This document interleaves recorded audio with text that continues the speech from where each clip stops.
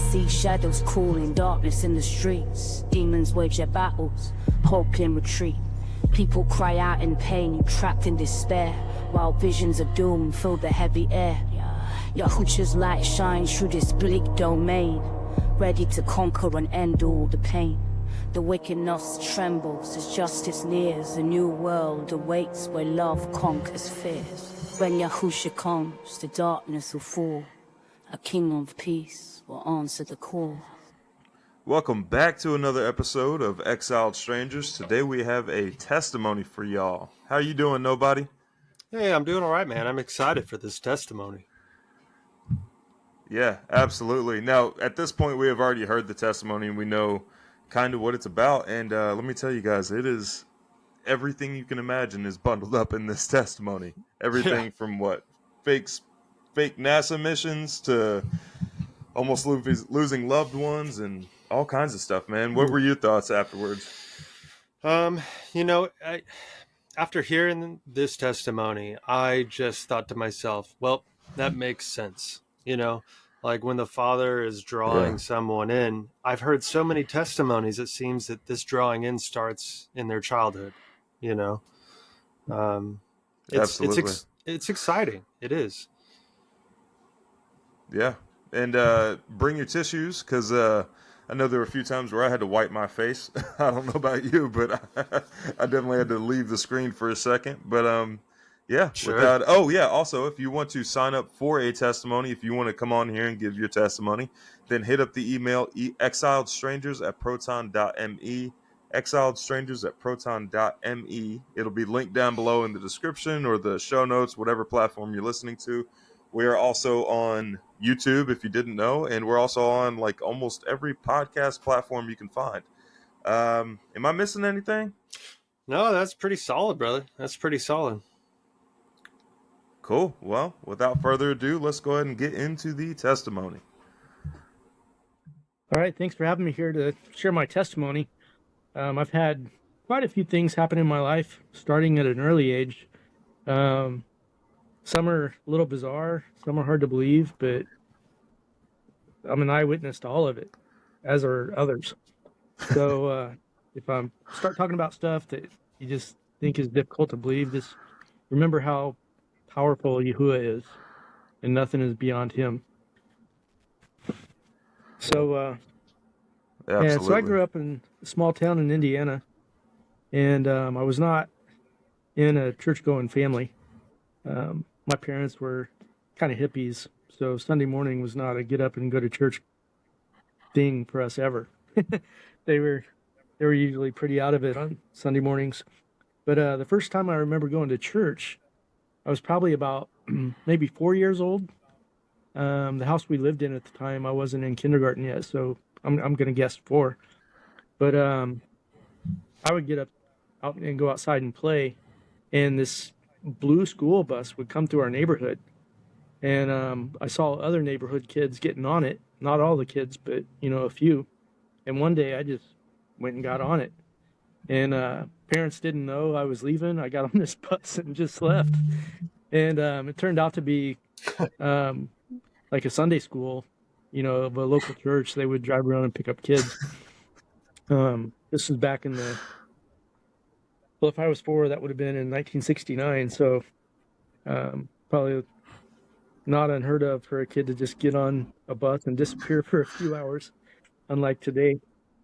So anyway, that was my first experience with church, was, just getting on this random blue bus in my neighborhood and going to Sunday school.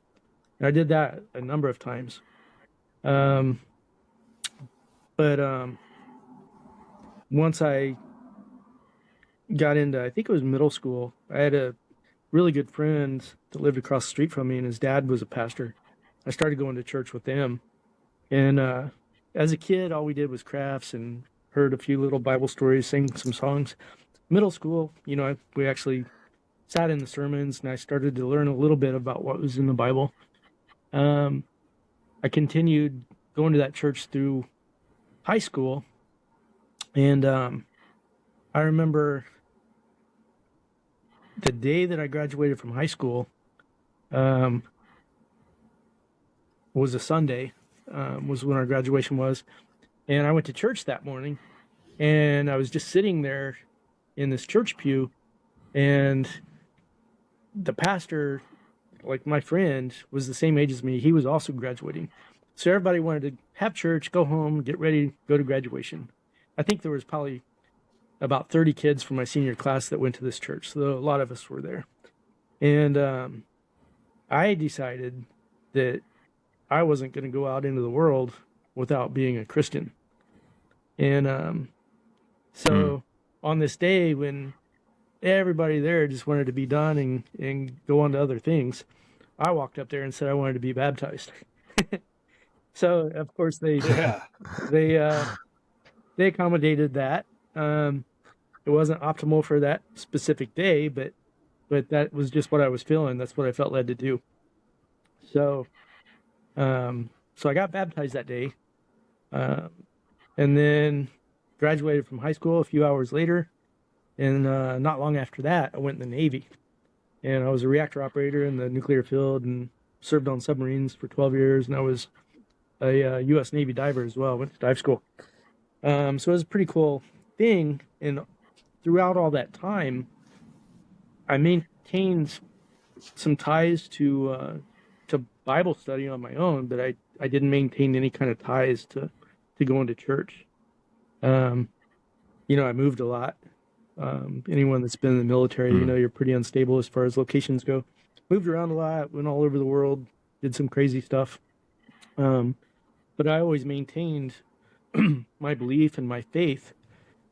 And doing Bible study, I remember reading things in like Matthew, and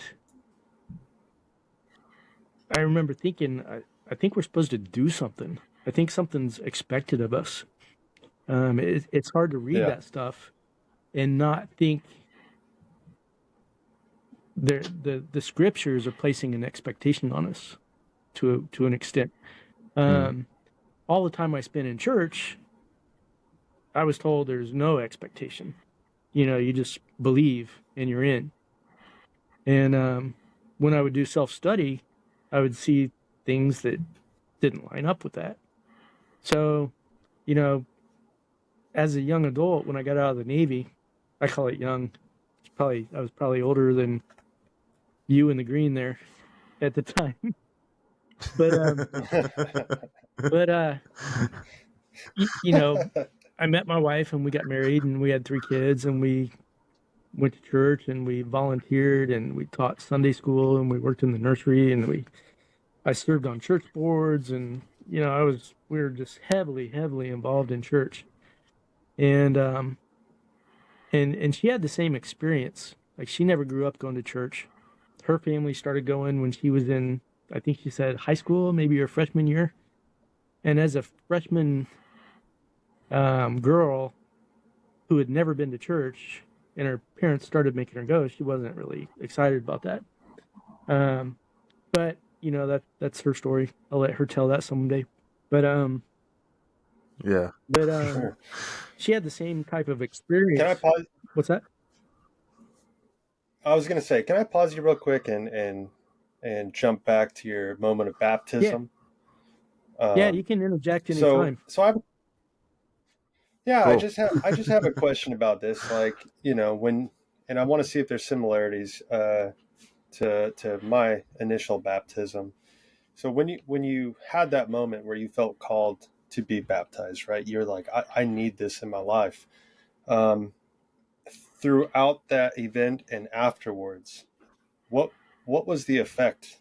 That you felt? Did you feel any kind of physical difference? Did you feel anything lightening on you, or what was going on? I think I was being called to Yahuwah's purpose. At the time I called him God, didn't know any Hebrew or Hebrew names. I felt very called to his purposes. When I said, like, I felt compelled to get baptized, that wasn't because I felt the Ruach, the Holy Spirit, leading me to get baptized. I just felt like, I don't want to go out into this world without answering this calling of whatever, God was calling me to do. And my understanding of it as a churchgoer was to raise my hand and say, I want to get baptized. I don't think the baptism necessarily changed anything in my countenance, in my walk, in my belief, in my faith. That was a point in my life when I thought that was like the method to become, I guess, a Christian. Sure, if that makes sense. Part of the mechanism of it. Yeah, it does. I mean, I think it's very similar for me when I did it. But yeah, I was curious. I mean, yeah, our guest was present for mine, and I got to be honest, I thought there was going to be some sort of like transformation feeling or something like that, and I did not feel any different. I felt there was a bigger change in me, I think, after deliverance than it was the baptism. Yeah. Well, I think it's just part of that process, right? It's an outward show of your faith, and coming into the walk, if you will, or just a step in it. Anyways, I was just very curious. I know with mine, I was in the middle of basic training, and I felt the same kind of call. I'm like, I don't know what's ahead of me, and I need to make sure that I'm at least in this category over here with believers. Yeah. This is long before everything else going on. But I felt a little weepy after, and I was like, I don't know why I'm feeling this. This is interesting. So, anyways, yeah, I'm glad we discussed that. Yeah, and as long as we hit on the topic of like feeling called, I'll kind of reverse course here and go into my first sort of bizarre experience, because it relates. Yeah. So, when I was about 3 years old, I remember just being very young. My sister and I have a sister that's a year and a half older than me. We were sitting on the floor in our bedroom in this small home in Indiana. It was dark out. We had a window in our bedroom, and I remember we were sitting on the floor playing with whatever we were playing with, and it was just pitch black outside. And I noticed it starting to get light outside, and something caught my attention, and I was looking out the window, and gradually it just got lighter and lighter and lighter, and it got to the point where, like, it was light as day out. I could see out the window. I could see the neighbor's house. It was literally light as day outside, even though it was nighttime. Oh, wow. And this white floating ball, a sphere of what looked like energy, I guess. Not like a hard surface sphere, but just a pulsing kind of white light, almost I would describe it as a ball of energy, came into my view between the two houses, and it turned and came towards our window. And as a little kid, I'm just sitting there staring at this weird thing, dumbfounded. And I got up, and this white ball passed through the closed window, unimpeded. It just came into our room, and it came over to where I was. And I remember feeling just completely at peace. I wasn't afraid. I remember feeling, just at ease and completely at peace. And I looked over at my sister, and she couldn't breathe. She was so terrified that she was going, that can't take a breath. Oh yeah. And yeah. And I remember looking at her thinking, why are you afraid? This isn't scary. I don't know what 3-year-old kids have thoughts about, but that's what I recall. And around that time, like, my mom, who had been out in the living room reading a book, she felt like something was odd. She just had this feeling that she needed to come and check on us. And just as she opened our bedroom door and came in, as she showed up, my sister finally let out this like blood-curdling scream, and the white light shot back out through the window, turned right, and disappeared in like an instant. It was just instantaneously gone, and it was dark outside again. And my mom saw it. She remembers seeing it. My sister, I'm going to be 60 this year, so she's, a couple years older than me, year and a half. For my entire life, she has never talked about this. And when I went home I was home in Indiana on vacation about 10 years ago, maybe 8 or 10 years ago. I finally brought it up. I was like, is this some bizarre, weird memory I have that I made up and it never happened? Nobody ever spoke of this, and I never brought it up. So, but I remember it vividly as if it happened yesterday. So I decided that I was going to bring it up. So we were at a family kind of get together, and I said, and my mom was there as well. And I said to my sister, hey, do you remember when we were little kids and that white light came in our room? That's all I said. And my sister immediately, as a grown adult, burst into tears and was horrified. And my mom, she remembered it, and she described, what I just shared with you guys. From her perspective, she just saw the tail end of it.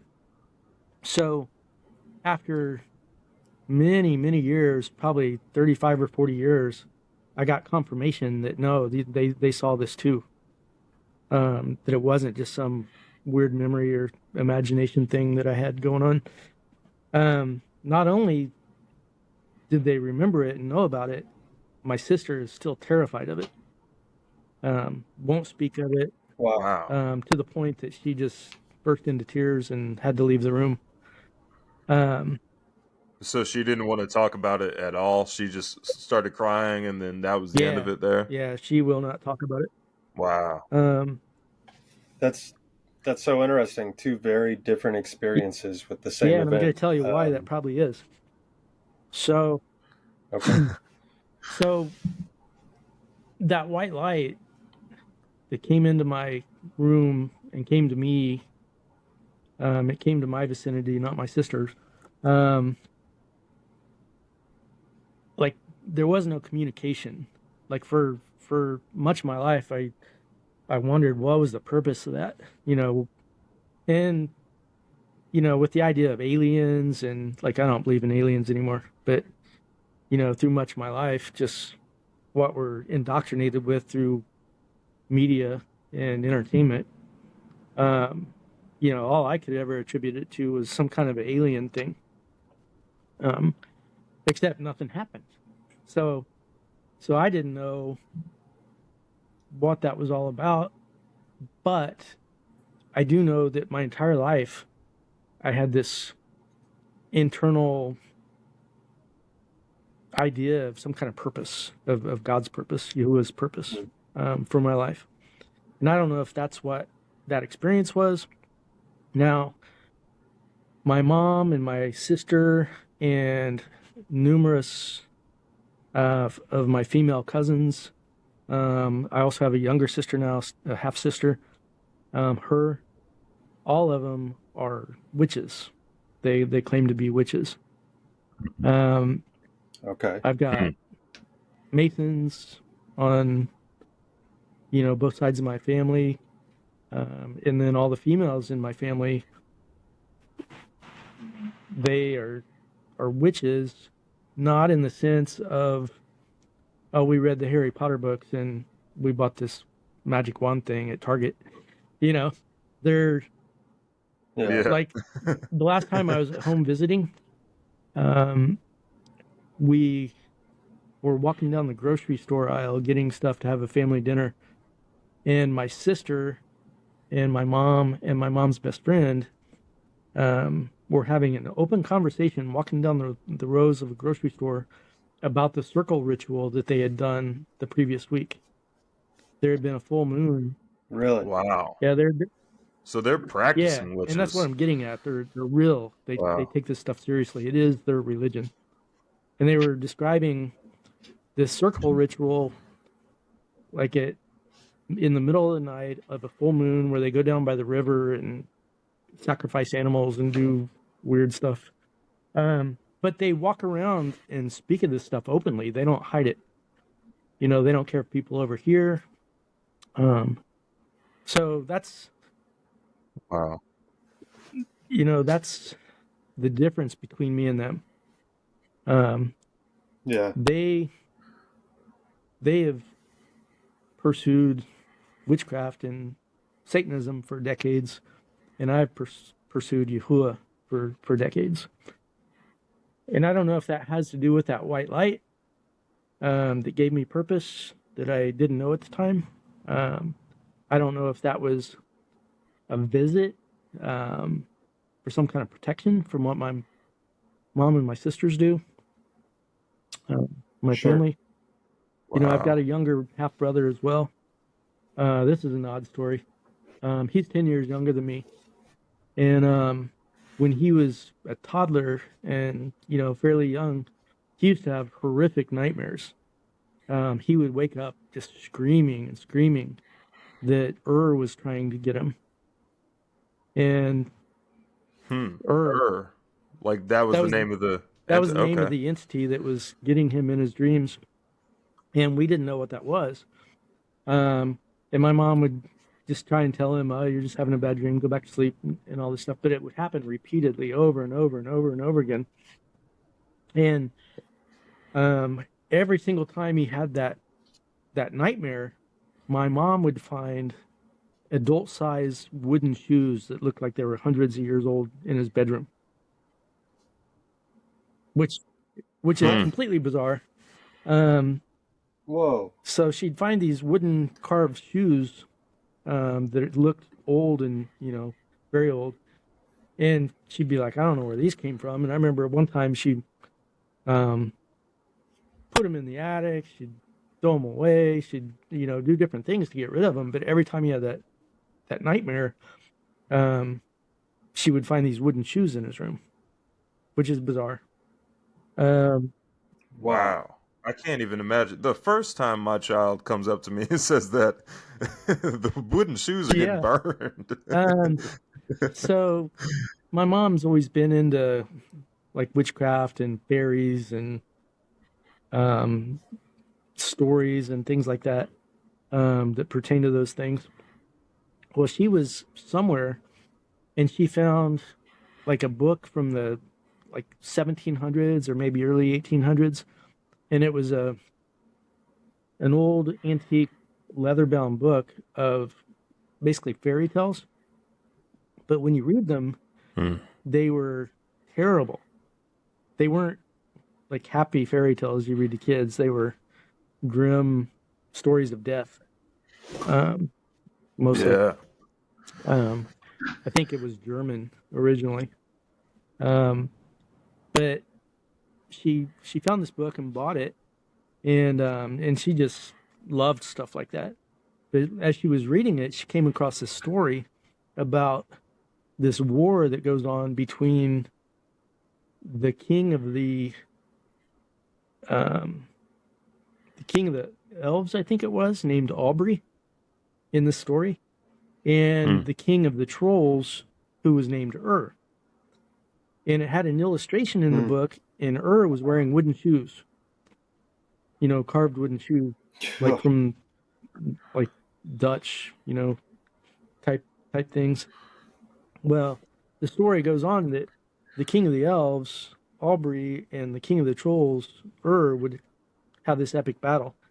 Well, my younger brother's name is Aubrey. Wow. And he was having these dreams about this entity named that would threaten him and try to kill him in his dreams. And I remember my mom sitting next to my brother's bed before he went to sleep that night, and she sat down almost like in prayer, even though she's religious. She's just doesn't follow Yahuwah. But anyway, she basically said a prayer to this entity named and said, this little boy is named Aubrey, but he's not Aubrey, king of the elves. She's like, she's like, you have no conflict with this little boy. And that was the gist of, what he was saying in this weird prayer type thing. And he never had those dreams again. Man, if anything even comes close to like that happening, I'm hooking up the weed torch and we're having a cleansing. Yeah. That's what's going on. The leather book, the wooden shoes, all of it's getting burned. Well, this is so interesting, right? You're left with physical evidence of a spiritual attack, and the question that I have at this point is, through reading these stories, right, through doing this, are you then, I don't want to say necessarily invoking, but are you just therefore opening the door wide open, welcoming in this demonic entity, whom this folktale is written about, and allowing this to take place? Yeah. Well, this was happening like before she had that book, but she was interested in those things, though. Okay. Yeah. Okay. She was already inviting witchcraft and fairies and whatnot into her life. Okay. Wow. So was there any conclusion on the wooden shoes? Like, did they ever figure out, like, were they in the house before, or they just came out of nowhere, just showed up? No, they just showed up. And I specifically remember the time where, like, she threw them in the attic and closed that off. Yeah. And then the next time he had a dream, they were next to his bed again. Was there a reason she didn't want to get rid of the shoes at all? I think she even tried getting rid of them. I'd have to ask her. Okay. I specifically remember her putting them away in the attic, and they were by Aubrey's bed again after having a dream. But that's insane. Yeah, and there's no reasonable explanation for any of that. It's either you believe that happened or you don't believe that happened. Yeah, no, I believe you. That's for sure. That's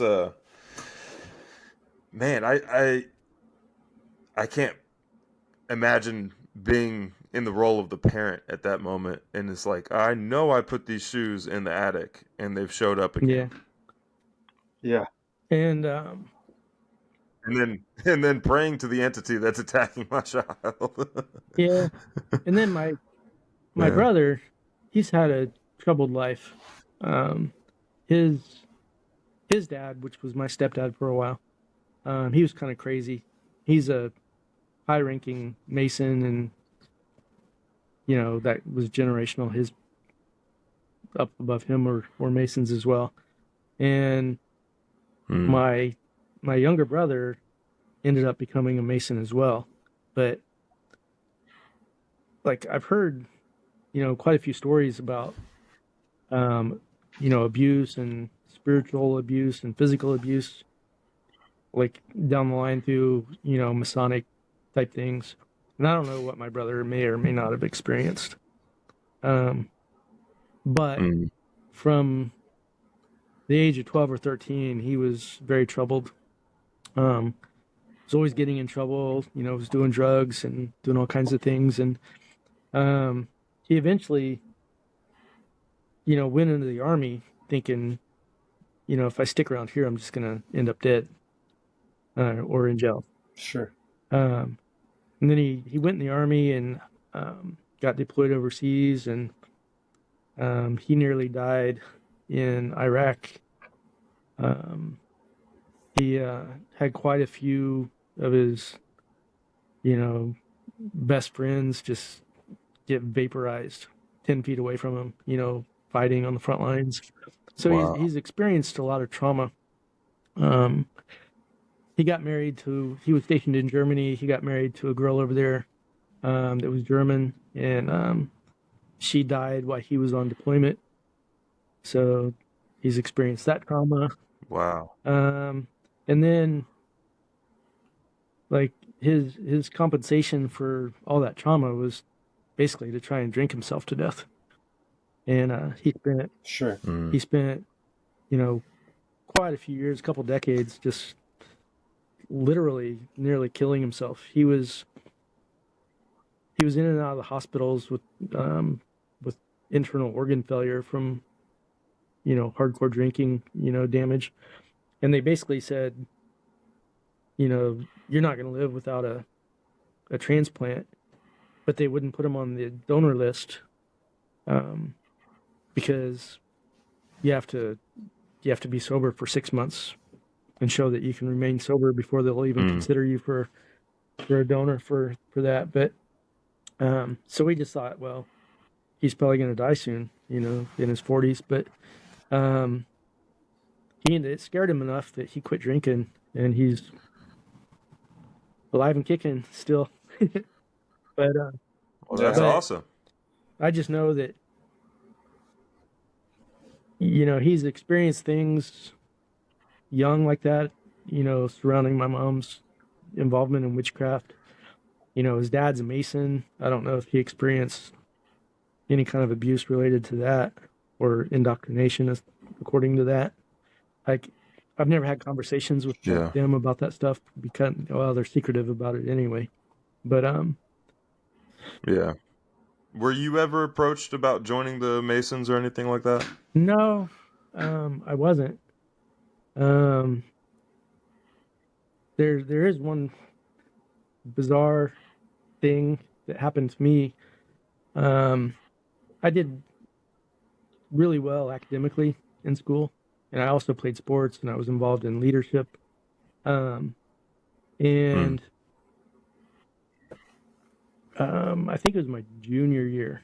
I was in a physics class, and the principal came and pulled me out of class and said to come to his office.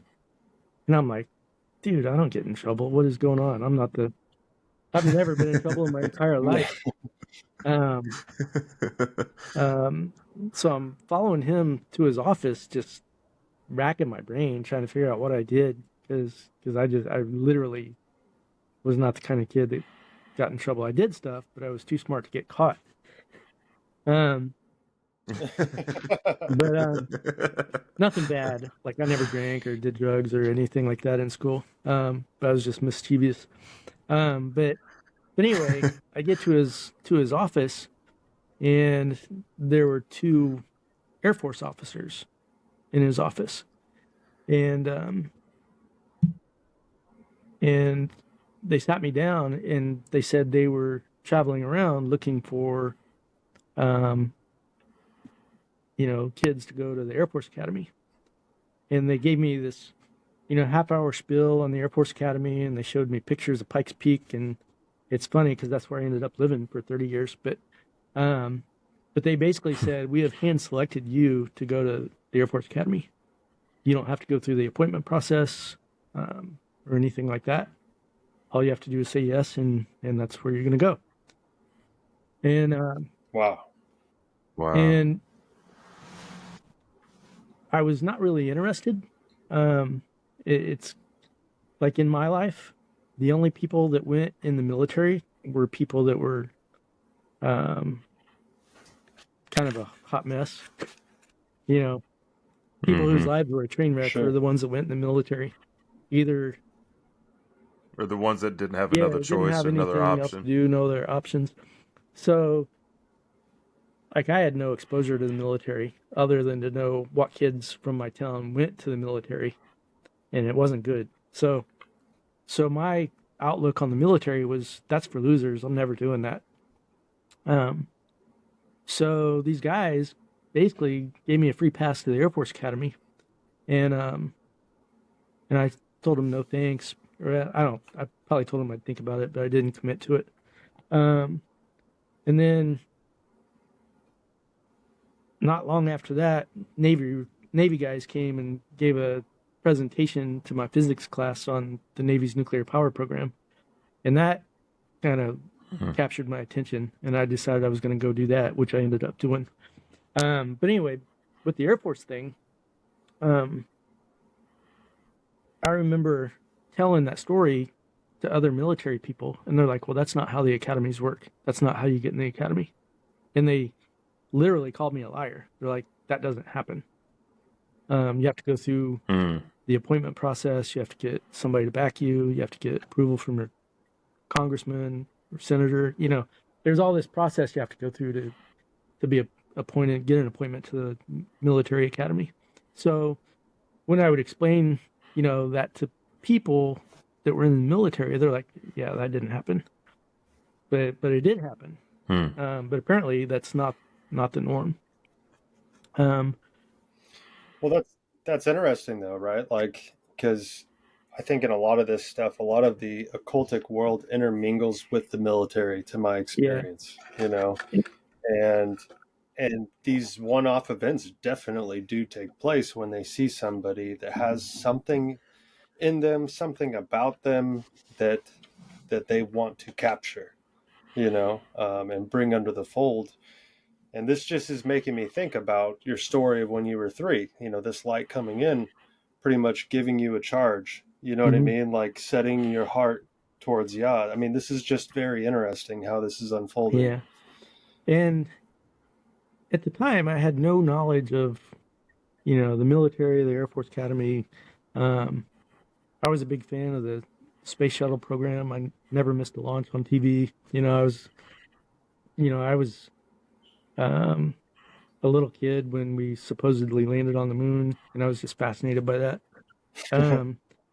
Since learning about biblical cosmology, I no longer believe we did any of those things, and I don't think the physical reality of biblical cosmology even allows for that type of thing to happen. Yeah. Could you imagine that being your dream job, and then you get there and you're like, "Oh man, this sucks." Where I'm going with this, when I studied biblical cosmology and came to be skeptical of the space program and whether there even is outer space, Genesis chapter 1 tells us that He created the firmament to separate the waters above from the waters below. And whenever I would read that, even going back to, when I was young, I just remember getting stuck on that. I just get stuck on, what is a firmament? Like, this makes no sense to me. Because it was later, in creation, when the dry masses of the earth, showed up out of the oceans, out of the seas. So the firmament was not continents.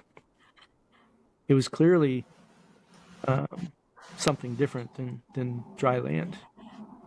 And that plagued me my whole life. It was just like, I always got stuck on that, wondering, what is this firmament thing? And now I understand what the firmament is.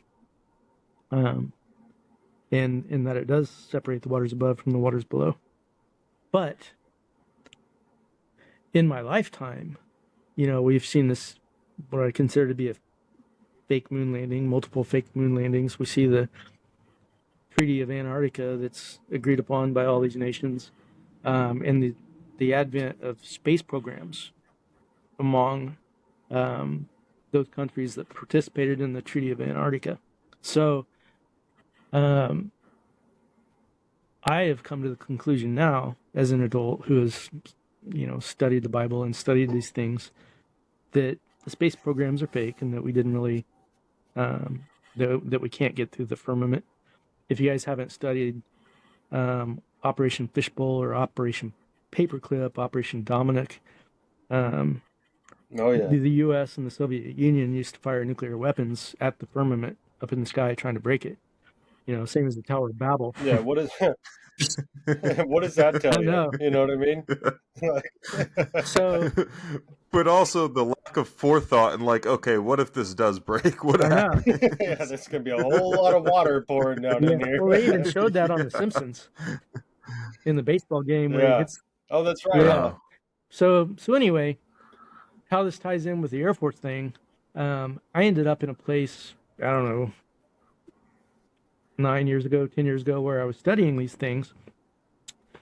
And I am the kind of person, very technically minded and very detail oriented. I would take NASA spacewalk videos and literally watch them frame by frame, one frame at a time. It would take hours. It would take many hours to get through, a 15 or 20 minute spacewalk video.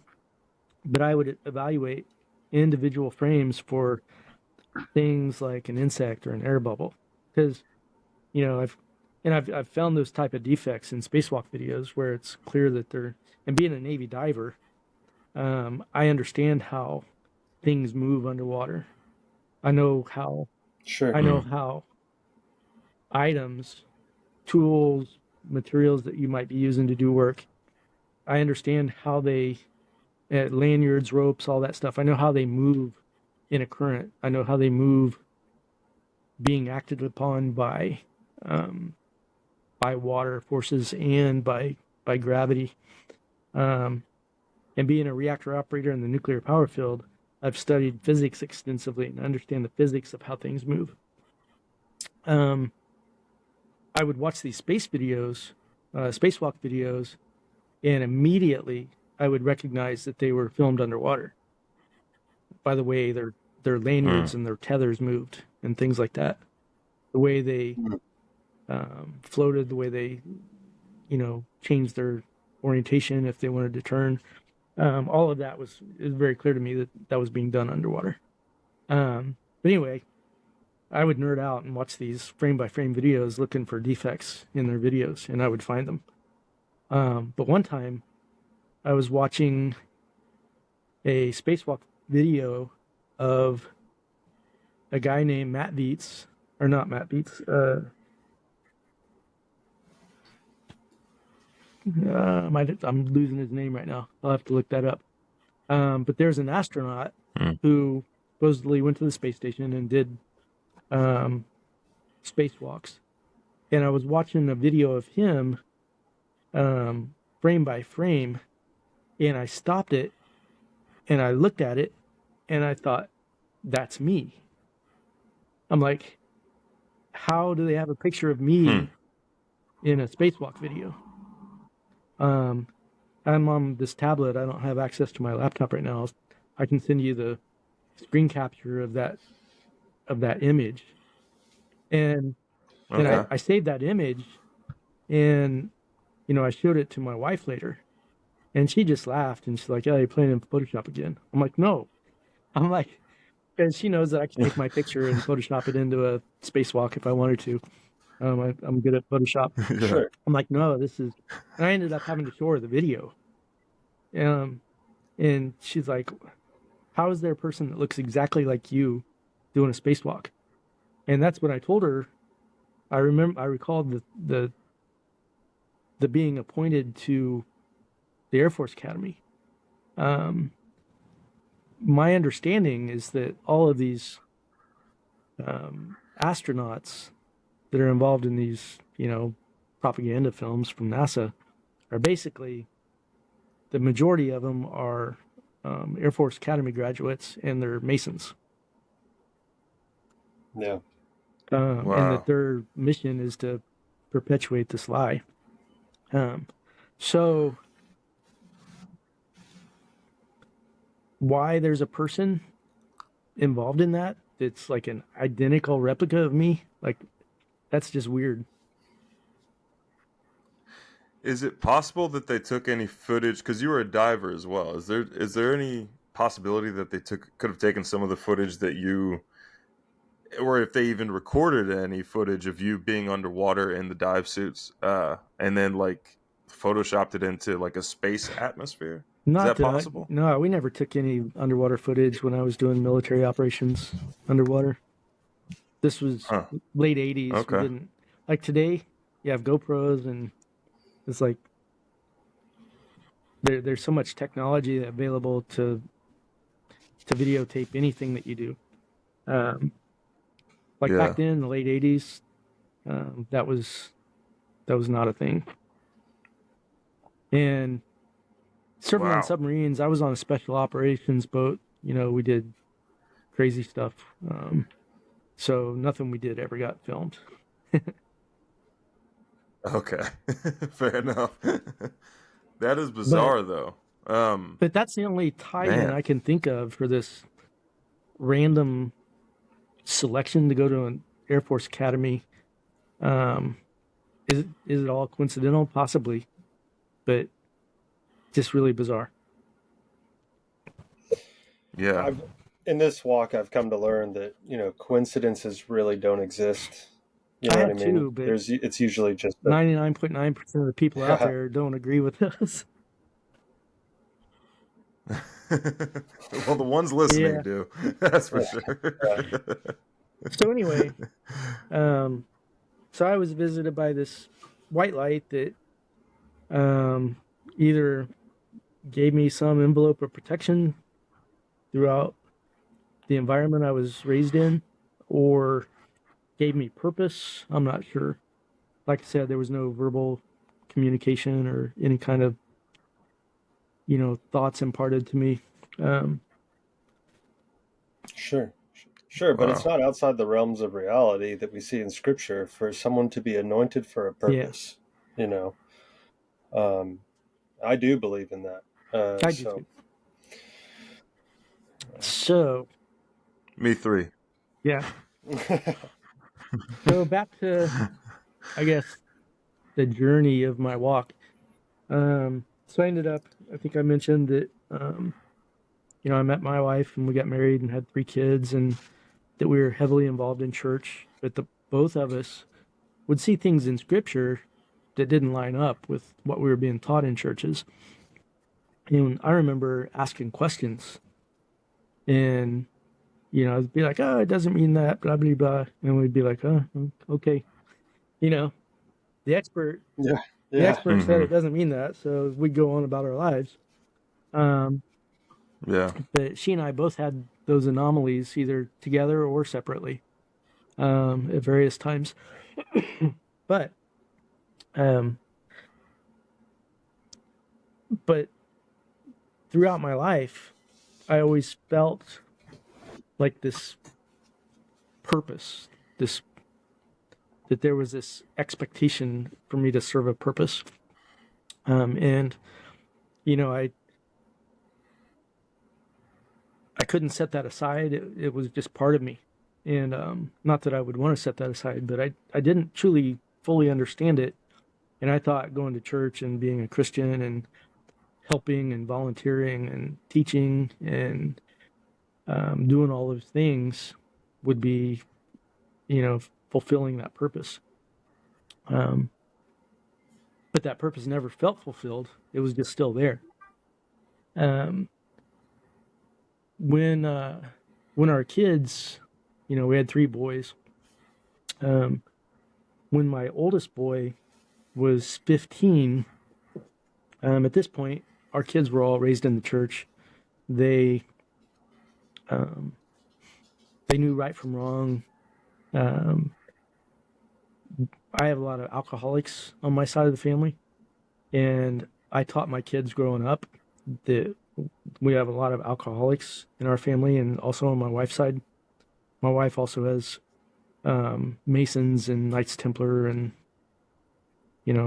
influences like that in her background. Um, so Mm. we didn't shield our kids from the knowledge of like the alcoholics in our family and how they destroyed their lives.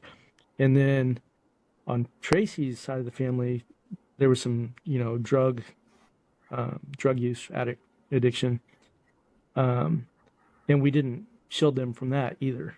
We taught them, like Tracy's younger sister was in prison when our oldest son was born, so she missed out on that.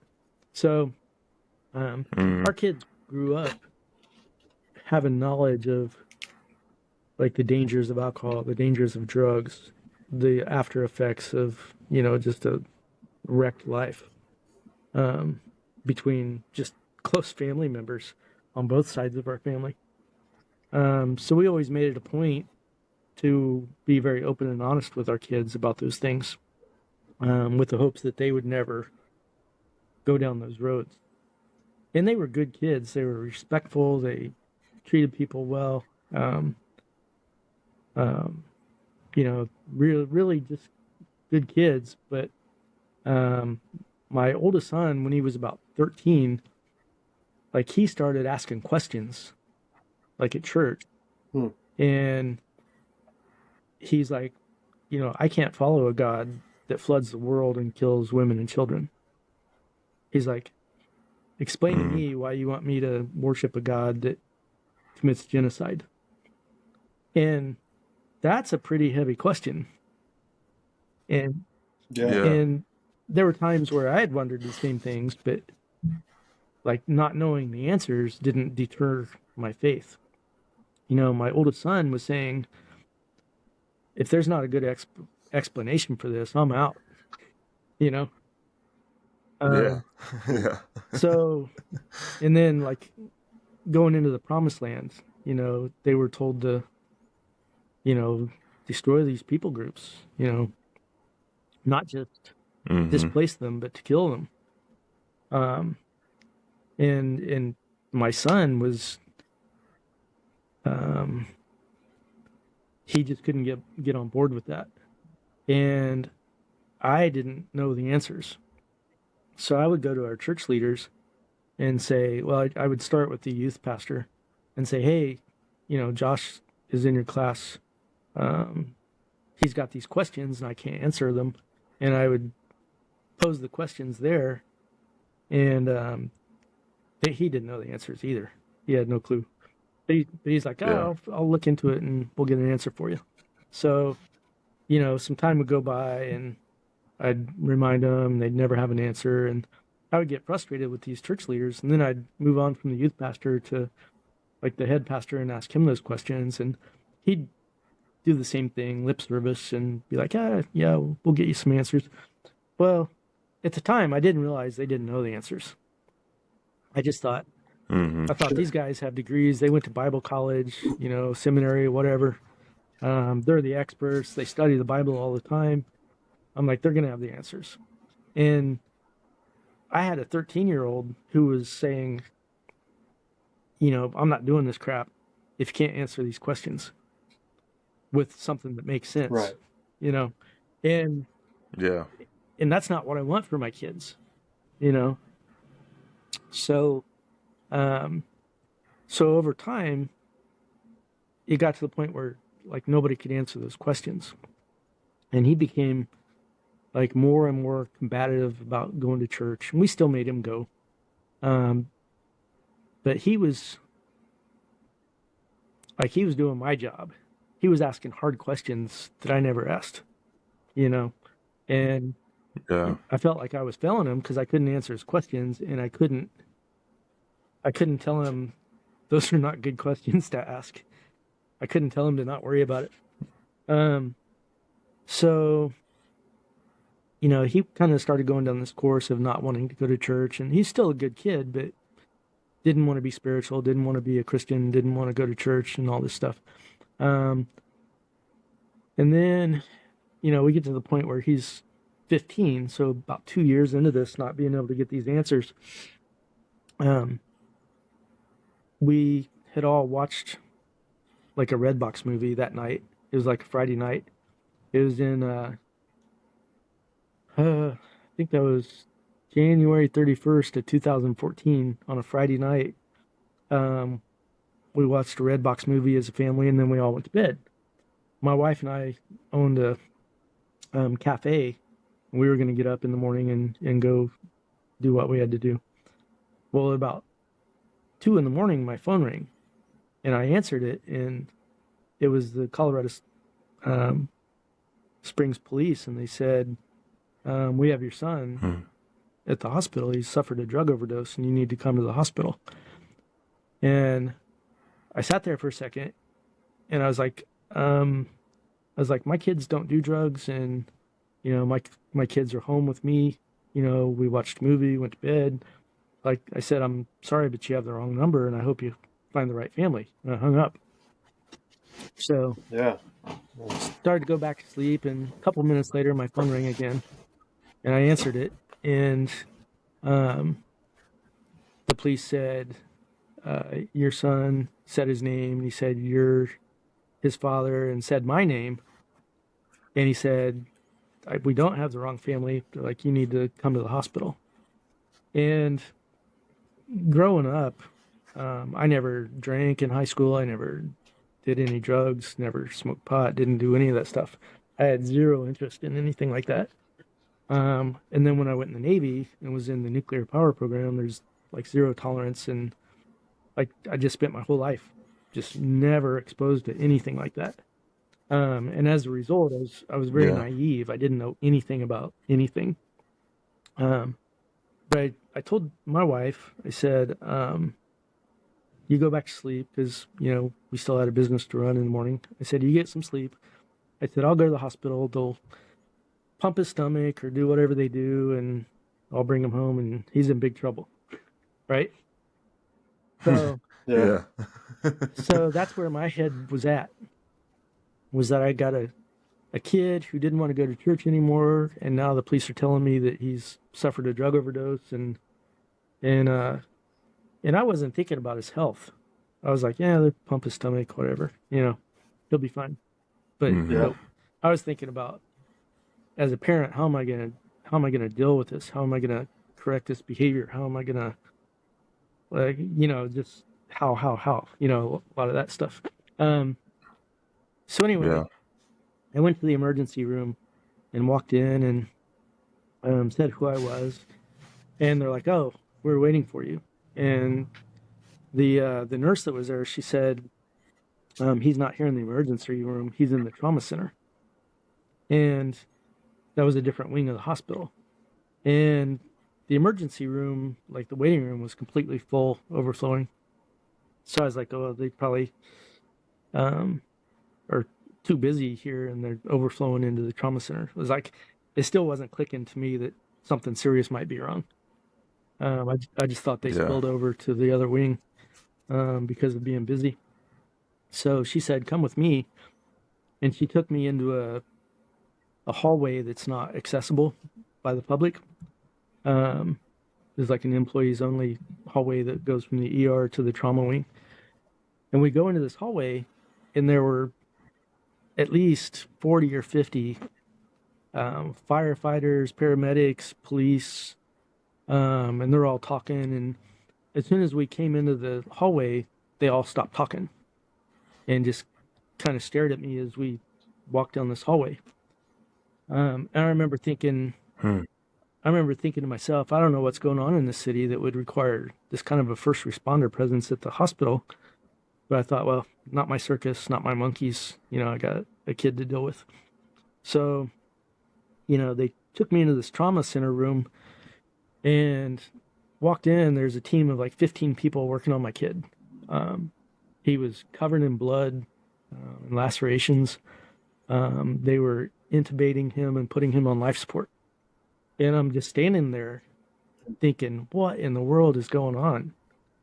I thought he was going to have a stomach ache and come home and be in trouble.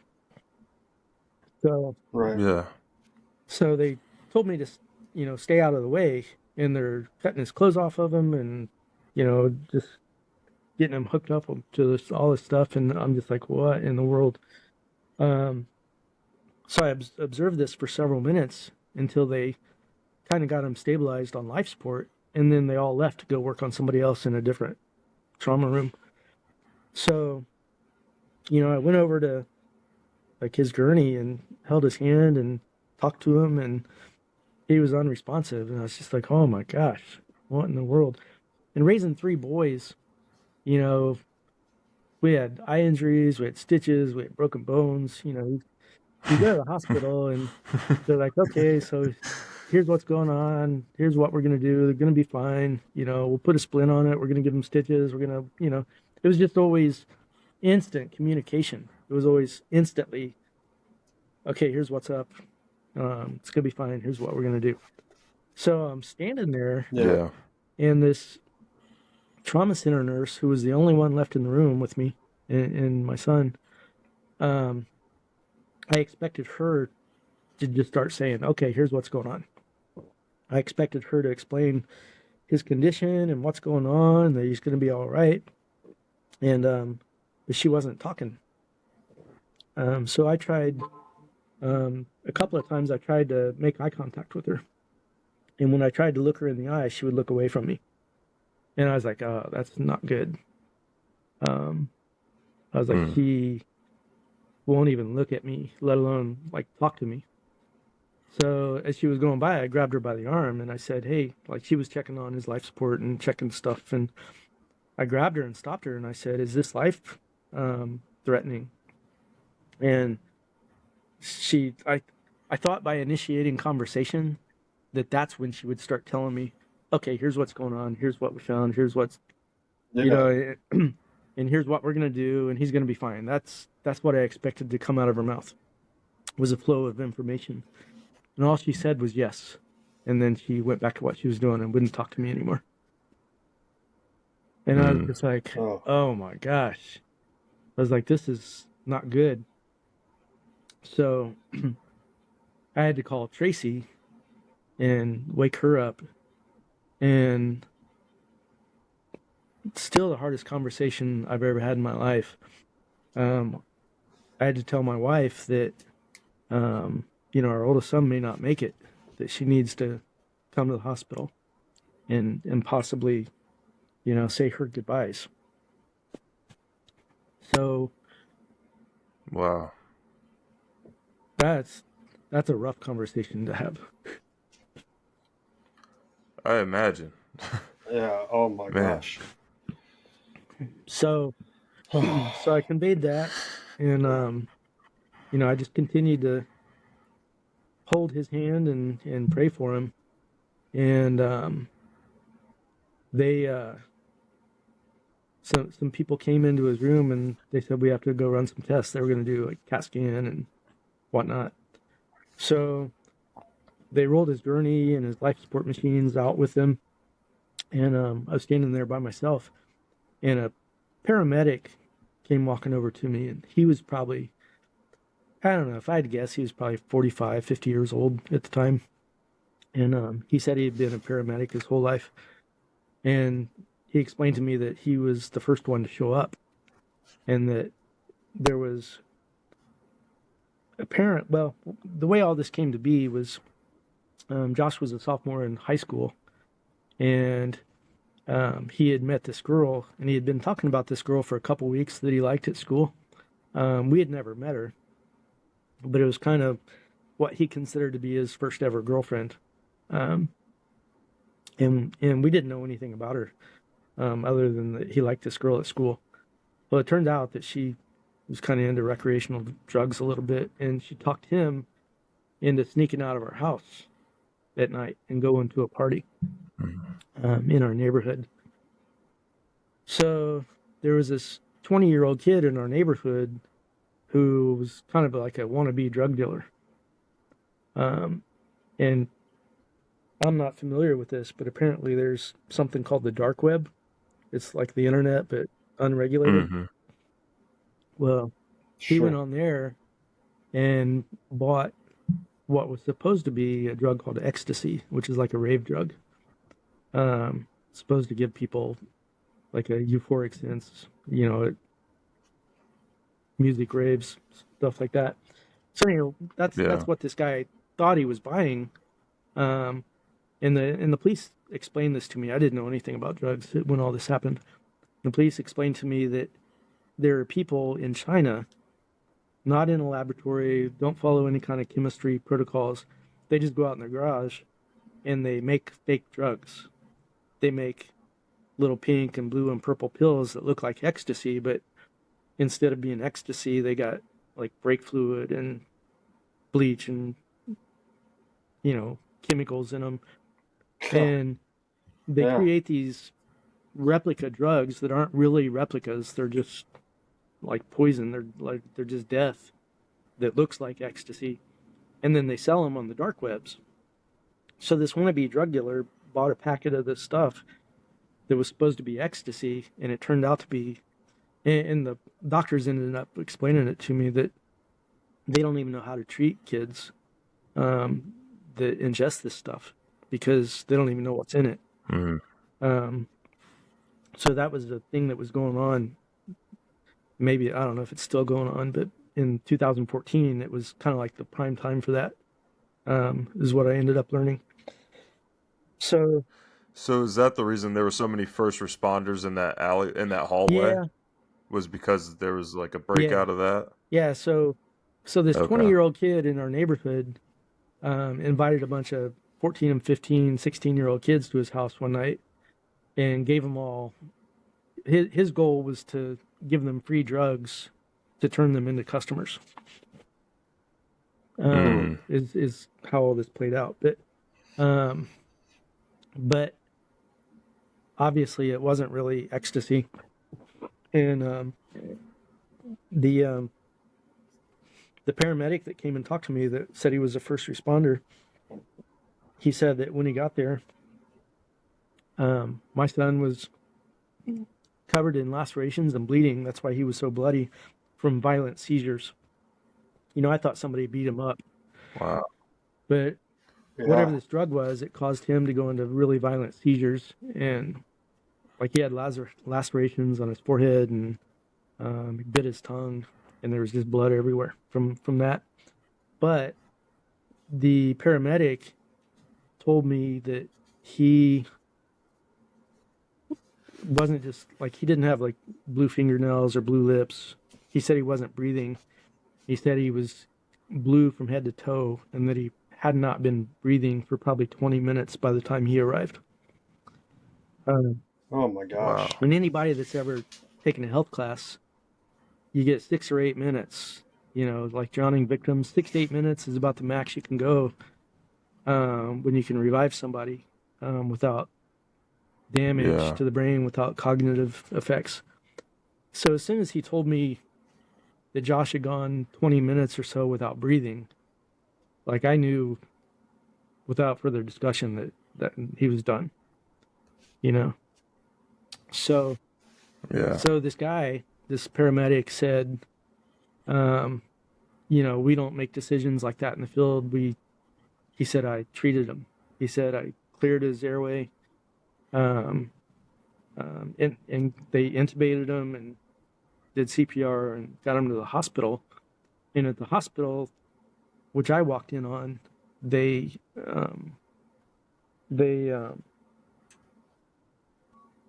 hooked him up to, a ventilator, intubated, and life support. And his lungs were filled with blood and with vomit that he had aspirated, and they had put a drain in his lungs. And over the course of the next 12 hours, they drained about 2 quarts of liquid out of his lungs. So not only did he have physiological damage to his body from whatever this substance was, but he also had no chance of living based on the quantity of fluids that were in his lungs. But the paramedic said that his body temperature, as a result of whatever the substance was fluctuating between about 90 degrees and 109. And 109 causes organ failure. That's too hot. So all the things that he was telling me, like I understood the physiology of that without having to have it explained to me. I knew that all of these different things, any one of them could have been his demise, and there were multiple things.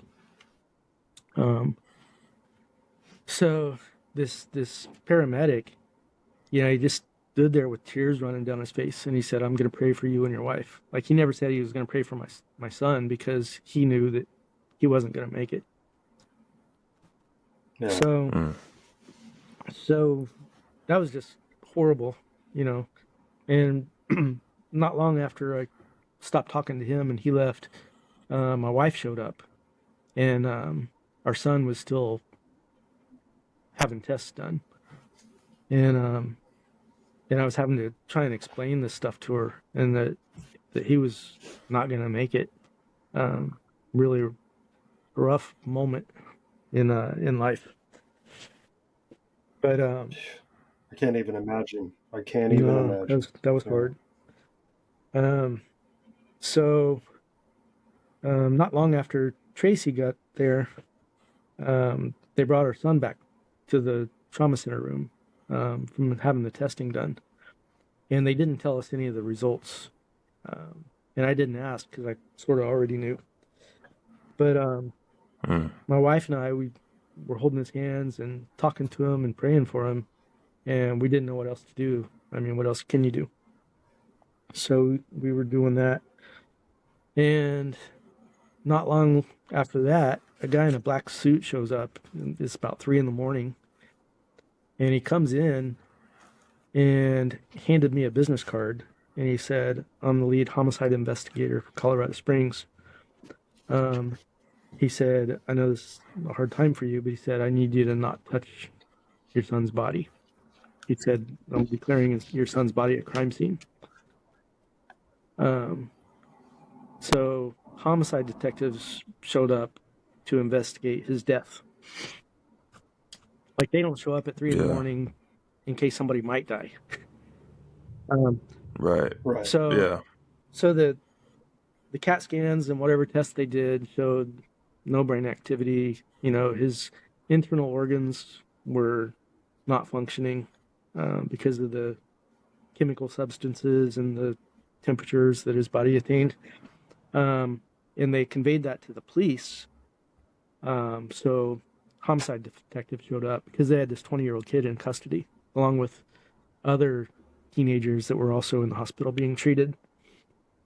But our son was the worst. So, like, they said that his body was a crime scene, and they were beginning their investigation of his homicide, and that we weren't allowed to touch him or be in the room while they conducted their investigation. So they took us to this small, they called it a private waiting room. I haven't really spent a lot of time in hospitals, but I kind of refer to it as a grieving room. It's like when people are losing someone, they have these private rooms where they put you. And the hospital staff took my wife and I to one of these little rooms, and you know, we sat down in this room, just had a couple chairs in it. I remember there was a small table with like a Gideon's Bible and had this horrible, just bright red commercial carpet. And we sat down in seats, and my entire life, I was successful at everything. I was successful in sports. I was successful in academics. I was successful in the Navy. I was a reactor operator in the nuclear field. I was a U.S. Navy diver. And if you don't know what that is, that's a big deal. You know, that's a pretty elite program.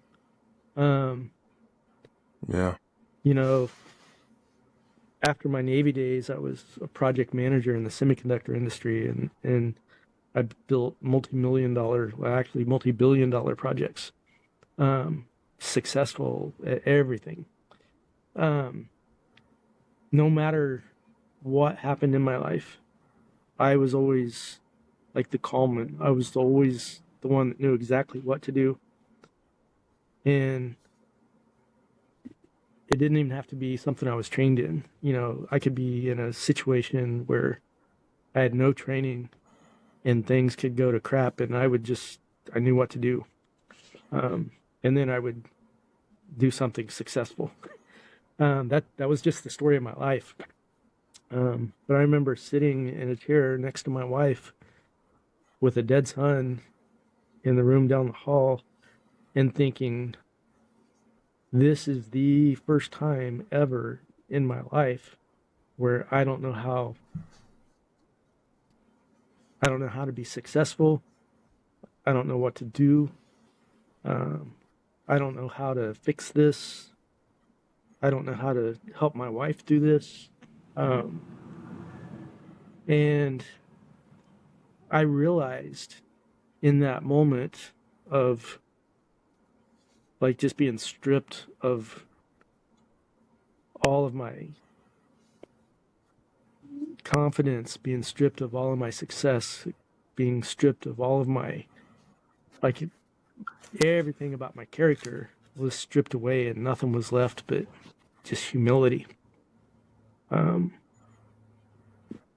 And I came to realize that in my 30 plus years of, as an adult being involved in church, and plus whatever as a kid, I remembered praying before meals, or praying before I go to bed, or praying with my kids before they went to sleep.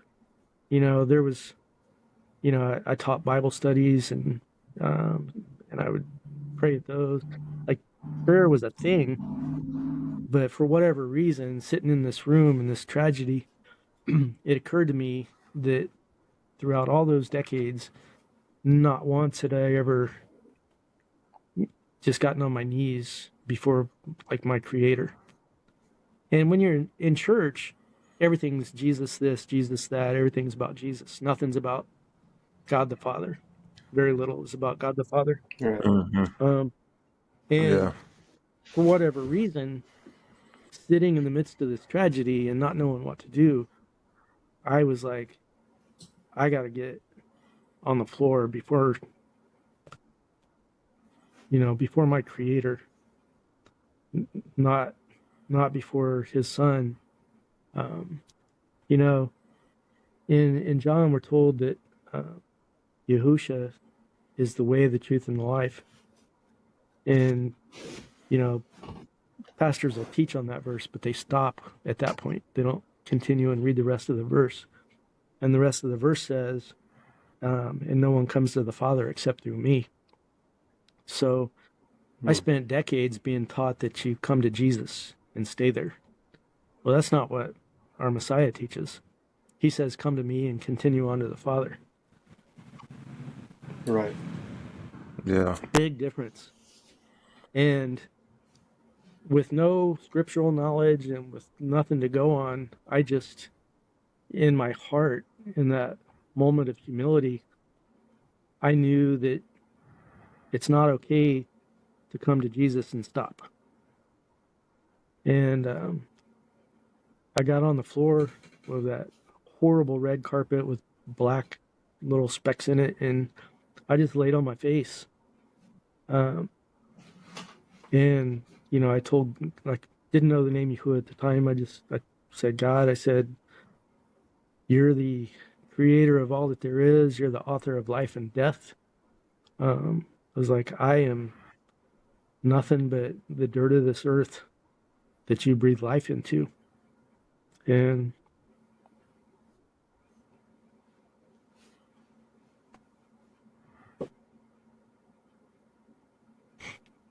it was just a defining moment where I humbled myself before Him.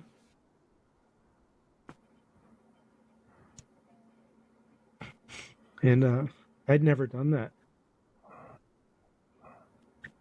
And I think there's millions and millions and millions of Christians out there that have probably never done that.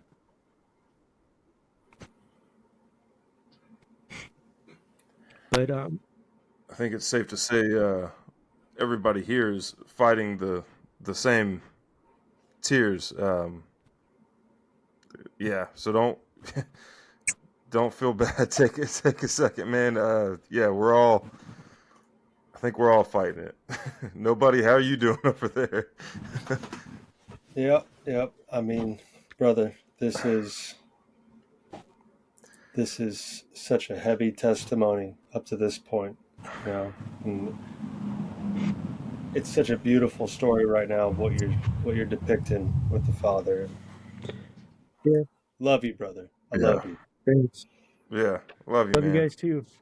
Yeah, it's it doesn't matter how many times I tell the story. I mean, it's been 10 years, and I've gotten to the point where I can talk about my son without breaking down, but like humbling myself before Yahuwah. Yeah. That's the moral of the story. Yeah. I mean, there are so many scriptures that I've found since then that tells us that that's what we need to do. We need to humble ourselves before Him. my entire life, I called myself a Christian. I went to church. I taught Bible studies. I volunteered. That's just church stuff. There's church Yeah. stuff is not a relationship with the Father. Yeah. There are churches that accomplish some good things in this world. There are a lot of nice people that go to churches, but that's not what our Creator is looking for from us. I spent decades going about all this church business, and it was for naught, because didn't know who he was. He didn't know who I was. I'd never submitted myself, fully and completely, like, to him and before him. But I did that day. I'm sad that it took a horrific tragedy to bring me to a place to know that I need to humble myself before my Creator. I pray that people in this world can come to that conclusion and do so without having to experience a tragedy. But I would rather experience a tragedy and get to a real place of worship than to never get to a real place of worship. Yeah. Yeah. Well said. Absolutely. So the story gets better. So, so that's what I was experiencing that night, in the middle of the night. In this prayer that I did when I got down on the floor, and humbled myself before Yahuwah, it wasn't lengthy, it wasn't fancy, it wasn't wordy. It was very to the point, where I recognized that He's all powerful and can do anything, and that I'm literally made out of dust in His breath, and that I can do nothing. And then I got back up in my chair as maybe a minute and a half total. And then I knew that was a very important thing for me to have done, but nothing changed. I'm still sitting in this small room next to my wife, and we're experiencing the loss of our firstborn. And not long after that, they came and got us, and they said that our son had been transferred to the ICU and that we could go up to his room. So we left that room and went up to ICU, and he was in a normal hospital room with still connected to life support. And the doctor that they assigned to him was a neurophysician, and she started telling us that he was in a medically induced coma. They didn't know what substances he ingested, but it was bad, and that the plan was to leave him in a medically induced coma for some time, and hopefully that his body would metabolize those substances out of his body. They were also, like I said, draining fluids from his lungs. He was on life support. Machines were breathing for him. And they said, this afternoon we'll stop the medically induced coma. He was on an IV of propofol inducing a coma. They said, we'll stop that and we'll check for any signs of neurological activity.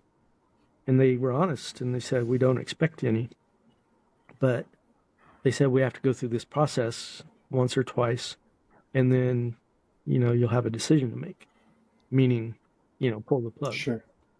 So this doctor wasn't saying, we're going to treat your son and he's got such and such percentage of making it. It was, basically he's not going to survive this, but we have to be sure of that before we pull the plug. and we'll go through the steps to be sure of that. So that was the expectation. So I remember just being in his room throughout that morning and just praying over him. And I was praying, again, I used the term God back then. I was praying to God that, like, this was no big deal for him. I was like, you can fix this. And I remembered, our Messiah the night before his crucifixion when he was in Gethsemane, like he was stressed. The scriptures say that he was so stressed that, he was sweating blood. Is how stressed he was. But not once, but 3 times, he prayed that this cup pass from him. But he always he ended those prayers with, "But your will be done, not mine." And right. I wanted more than anything for God to fix my son. And I prayed that, and I visualized, God, this Almighty Creator. I imagined him inside my son's body fixing things, and I prayed those things with faith. Not faith that it would be his will to do that, but I prayed those things with the faith that he's capable of doing that if it were his will. And that was, we had different family coming and going, throughout those hours. It's kind of a whirlwind. It was kind of a rough time. Our 2 younger sons, Tracy arranged for her mom, I think, to come and stay with them when she came to the hospital. And they brought our 2 younger sons to the hospital, who at the time were 11 and 13. So, this was a hard thing for them to go through. And trying to explain to your 11-year-old and your 13-year-old that you need to get a picture of them standing next to their older brother's bed, because it's probably going to be the last picture we ever get with them together. That's such an unfair thing to say, to your kids. But yeah. We had to explain these things, and another hard conversation. We had to explain these things, and we took the pictures. And it was rough. But around probably 2:30 in the afternoon, the physician came in, and she said it's time for us to stop the medically induced coma. And she turned off the IV that was dripping this propofol medication.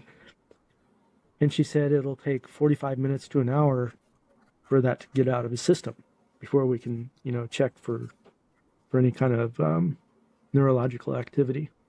She said, so, we'll be back in an hour. So they left, her and the nurse. And we're sitting in the room. I think it was just Tracy and I at this point.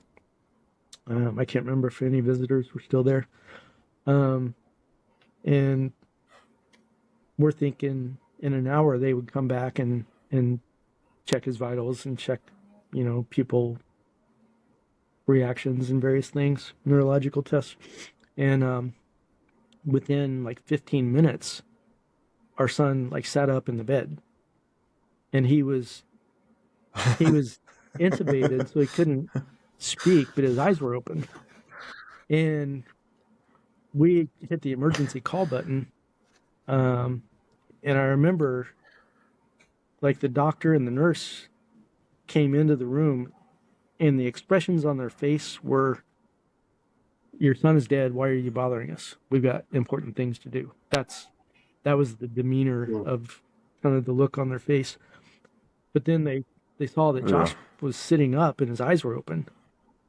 And the neurophysician, the first thing she said, and she said this immediately. She said, "I don't know what's going on, but your son's not alive." She said, "Don't get your hopes up, because your son is not alive." And they went over to him, and they checked his vitals, and they were all good. And they're like, well, we're gonna take the tubes out of his throat, the intubation. They removed that, and they started asking him questions, and he answered. And Wow. and the questions that they were asking him, like, he gave them correct answers. And they were checking him over, and they're like, we don't know what happened. They're like, your son was dead, and now we can't find anything wrong with him. Wow. And obviously there's a lot of hoopla, oh my gosh, talk about being overjoyed. And they spent some time in the room, like, just documenting, writing things down, checking his vitals, asking him questions, doing neurological tests, and everything was perfect. Like, he went from being a corpse in a gurney on life support to being a perfectly healthy 15-year-old kid. Wow. And That's amazing. Praise I know, praise God. Yeah. And once they came to the conclusion that he was healthy and okay, they said, we're going to keep him overnight for observation, but she said, at this point in time, there's nothing for us to do. And they said, you guys can get some rest, and they left the room. And Tracy was there with me, and she said, she was going to go home and feed our other two kids, and take a shower and stuff, and that she would be back, in a little while. So when she left, like, our son had gotten to the point of being a teenager where he wasn't super interactive. You'd ask him how school was. It was just good. You ask him, Yeah. are you hungry? You get like one word answers. Not a lot of engagement. Not rebellious or rude. He was just a teenage boy and didn't have a lot to say. Sure. But, and then we had this ongoing thing where he didn't want to go to church, and his, like, very, very serious questions about the Bible and about God, were not answered. There's just kind of that wedge, because we were still making him go to church, and he's angry about it. But as soon as he and I were in the room alone, he grabbed me by the front of my shirt and pulled me close to him. Like, his face was inches from my face. His eyes were wide open. And he said, I know God exists. Wow. Gosh. And like, he was going down the road of wanting nothing to do with the Bible, nothing to do with God, nothing to do with religion, wanting to be an atheist. But through this experience, the first thing he said to me was, I know that God exists. And he said, I died. He said, I remember seeing my dead body. He said, I went to some place. He's like, I don't know where it was, but he said, I had a conversation with this most beautiful entity that he's like ever could imagine. And I asked him, I said, well, what did it look like? And I didn't know what kind of an answer I was expecting. And I don't know who this entity was. I don't know if he spoke to a messenger, to an angel, or if he spoke to Yahusha. I have no idea. But his response was that this entity was like a constantly changing, like, blue and green fractal. The most beautiful thing he had ever seen. And I don't know what that means. Like, I can't Sure. I can't explain that or vet that. That was his answer. But he said that he had a conversation with this entity, and he wouldn't tell me the what was spoken. And to this day, he won't tell me what was spoken. But he said he had a conversation. He remembers it. And he said the entity then said, "You have to go back now." And he said it held onto his head. And I don't know if that was a moment of repairing things. I don't know. But, he was brain dead. He had no brain activity whatsoever. But this entity held onto his head for some amount of time and then said, "You have to go back now," and pushed him away. And he said he receded from that place and saw like doors close, like a gate, not like doors like a door, but like a sliding gate close. And then he said that's when he woke up and opened his eyes in the hospital bed. Oh, wow. Wow. So, that's amazing. Yeah. Yeah. And, just to reiterate, he wasn't in the hospital and being treated with a small chance of surviving. He went 20 minutes without breathing. His body temperature was at 109. His internal organs were destroyed. He had 2 quarts of liquid in his lungs, blood and vomit. He was in a no survivability situation, and Yahuwah restored his life. Well, I wonder if he was aware at all of the amount of time that had passed, or if it was like faster for him. I don't know. I've never asked him that question. And Wow. but so my family, we have experienced a miracle of literally like biblical proportions. We have experienced like Lazarus returned to life scenario. Absolutely. And again, like it's hard to tell the story and with a receptive audience that knows Yahuwah, people like you know that Yahuwah can do such a thing.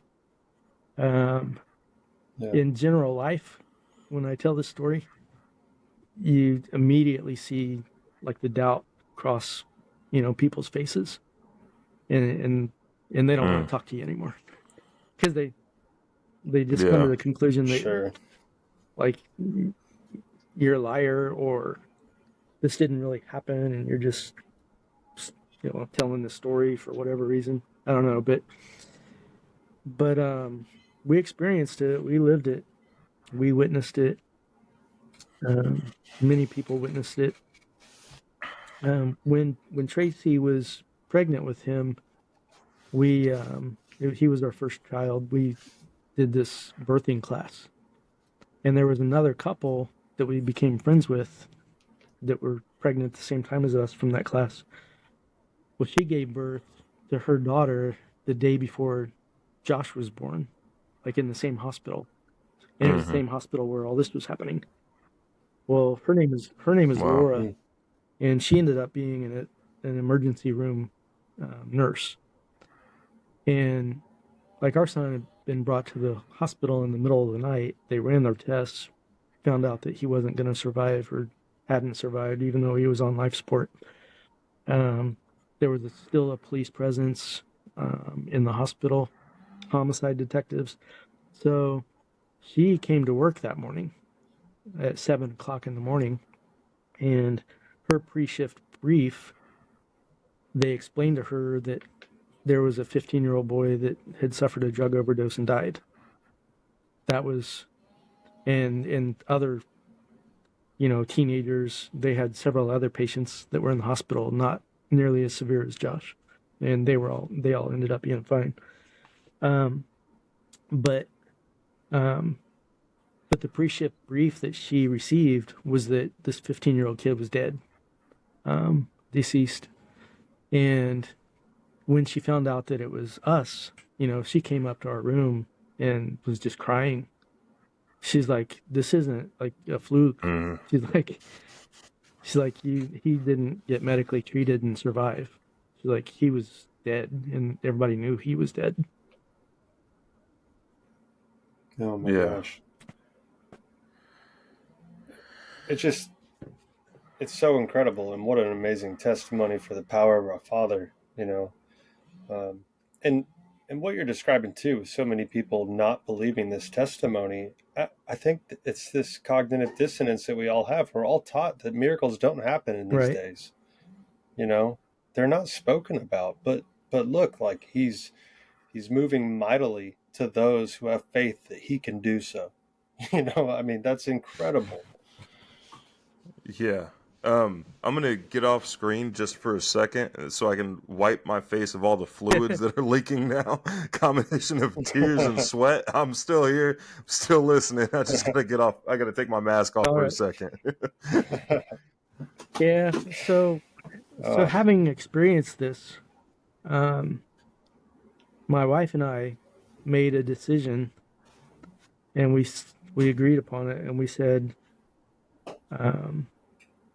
this is after 30 plus years in church, hearing countless sermons and whatnot. We made the decision that together we were going to read the Bible, and that we were going to say yes. We're going to start on page 1, and whatever we read, we were going to say yes to it. We were not going to doubt it. If God says something in the Bible that we've been taught our whole lives that we don't do that anymore, we made the decision that our answer was going to be yes, that we were going to start doing those things. And we did that. We started reading the Bible, and we started learning what the Bible actually says instead of, what men say it says inaccurately. Yeah. So that was the beginning of our journey into, where we've landed now. But it took a while. It was interesting because when all this happened, I still had the son of mine who received a miracle. He still had unanswered questions about Noah's flood and about, slaying entire nations and displacing them from the land. Those questions didn't go away. The church that we were going to at the time was beginning a study on the book of Revelation. And I had done like a number of Revelation studies, and I kind of knew this happens, and then this happens, and this happens, and nobody fully understands it. And when people say they understand it and they tell you what's going to happen, it's pretty likely that they're incorrect for the most part. Yeah. Sure. Throughout all of time, every generation has thought that they're the final generation, and thought that the Antichrist lived in their generation, and thought that the end was going to be in their generation. It doesn't matter what's going on in the world. People, come to the conclusion that those are end time events, and that their generation is it. And, the study we did Wednesday night, we even spoke about that, that maybe we are in the generation where, these final things happen. But historically, pretty much every generation has thought the same. I'm not discounting that we might be there. But in any case, I still needed some answers for Josh. And when I began doing this Revelation study, I didn't want to just go through it, the narrative, and say this happens, and then this happens, and this happens, and we think it might mean this, and da-da-da. I'd done that multiple times. So, I kind of thought big picture, what I had been taught in church for 30 years was that, God is good, and Jesus saves us from our sin and allows us to enter into heaven, and that it all culminates with this epic battle between Satan and God, and that thankfully God barely wins. This mighty powerful Satan gives him a run for his money, but it works out okay in the end. That's kind of the gist of what I had learned in church. So my thoughts were, if Satan is going to enter into this epic battle with God at some point in time, would he begin preparing for that as that time approaches, or would he begin preparing for that from day one? And I thought, if I were in his shoes, I would begin preparing for that from day one. So what was supposed to be a study of Revelation at the time all this happened, I decided that I was going to start looking at biblical history and also secular history, and looking at governments and kingdoms and the systems of men that exist. And I wanted to look and see if there was any evidence of Satan's influence on our history that might lead to the culmination of these end time events and Armageddon. So I started doing research. I guess you could call it truther type subjects. You and I, sure. The three of us, we know what those subjects are, and what they entail. Yeah. The average person out there seems to be still clueless to much of those types of ideas. But that began my journey of seeking truth in the world, and also trying to seek truth in Scripture. And everywhere I looked, I saw confirmation and evidence of the adversary's influence on humanity and on the systems that we live in under today. And then I began to doubt like everything. It's just like Jeremiah 16 tells us that we've inherited nothing but lies from our fathers, and those lies are unprofitable and worthless things. And I began studying these things, and Yahuwah was just rolling it out before me. Everywhere I looked, I found, what I was looking for. And it's dark and it's scary. And I would come home and tell Tracy about it, and it, scared her, the things that I was finding out about government, about our history, and about the systems of men that have enslaved the world, really. But at the same time, we were also beginning to study the Scriptures. And my son was still very upset about the concept of Noah's flood, that a loving God who created all life would destroy all of it, save a handful of people. And he considered that to be genocide. And I prayed about understanding that, because I couldn't get any answers of that from church leaders. Like, they can't answer questions like that. I don't know. Maybe there's one out there that knows the right answer, but I didn't have any luck. So I prayed about it. And James 1, 5 through 8 tells us that anybody that prays for wisdom and understanding earnestly, that Yahuwah will give it liberally and without reproach. But he says, he follows that with warning us not to doubt what he reveals, because the man that doubts is, like, a ship tossed on the waves, unstable in all its ways, and that person will receive nothing from the master. So, the Scriptures tell us, if you want to know the truth, that Yahuwah will give it to you, but you can't doubt it. So I prayed for truth in this matter, and I began reading the study of Noah's Ark. And there were aspects to that story that I had never been taught. There are verses in that story that get skipped over in church and are not included in the story. And one of those is Genesis 6:4.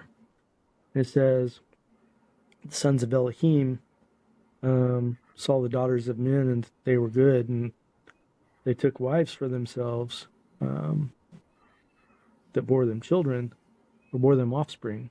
It says, the Nephilim were in the earth in those days and also afterward. And I'm like, what in the world is this Nephilim stuff? It's like I've gone to church for decades, and I've never heard the word Nephilim before. Yeah, never once, yeah. Right? And then reading on about Noah, I was always taught that Noah was selected to be the savior of humanity. Call him a patriarch if you want. That he and his family were selected because he's a righteous man. And in the story, it does tell us that Noah was a righteous man, but that's not all that it says about him. It also tells us that he is perfect in his generations. Mm-hmm. So, coming from 30 years of being told that he was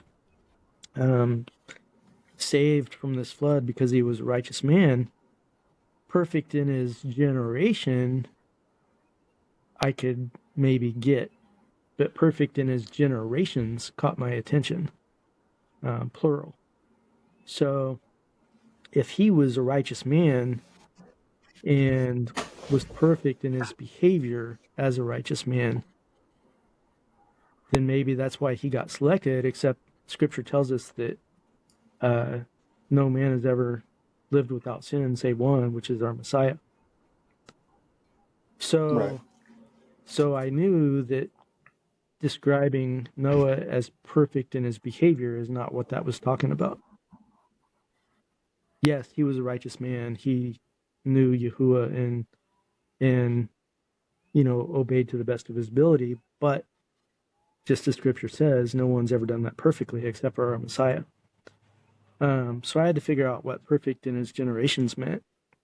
I prayed about it, and what Yahuwah revealed to me is that these Nephilim were the offspring of fallen rebellious angels and the daughters of men, just like it says in Genesis 6, and that they corrupted the genetics of humanity. The describing Noah as perfect in his generations, plural, would indicate that Noah and his ancestors were all perfect in their generations. That was, to me, that stood out as genetics or DNA talk, not behavior.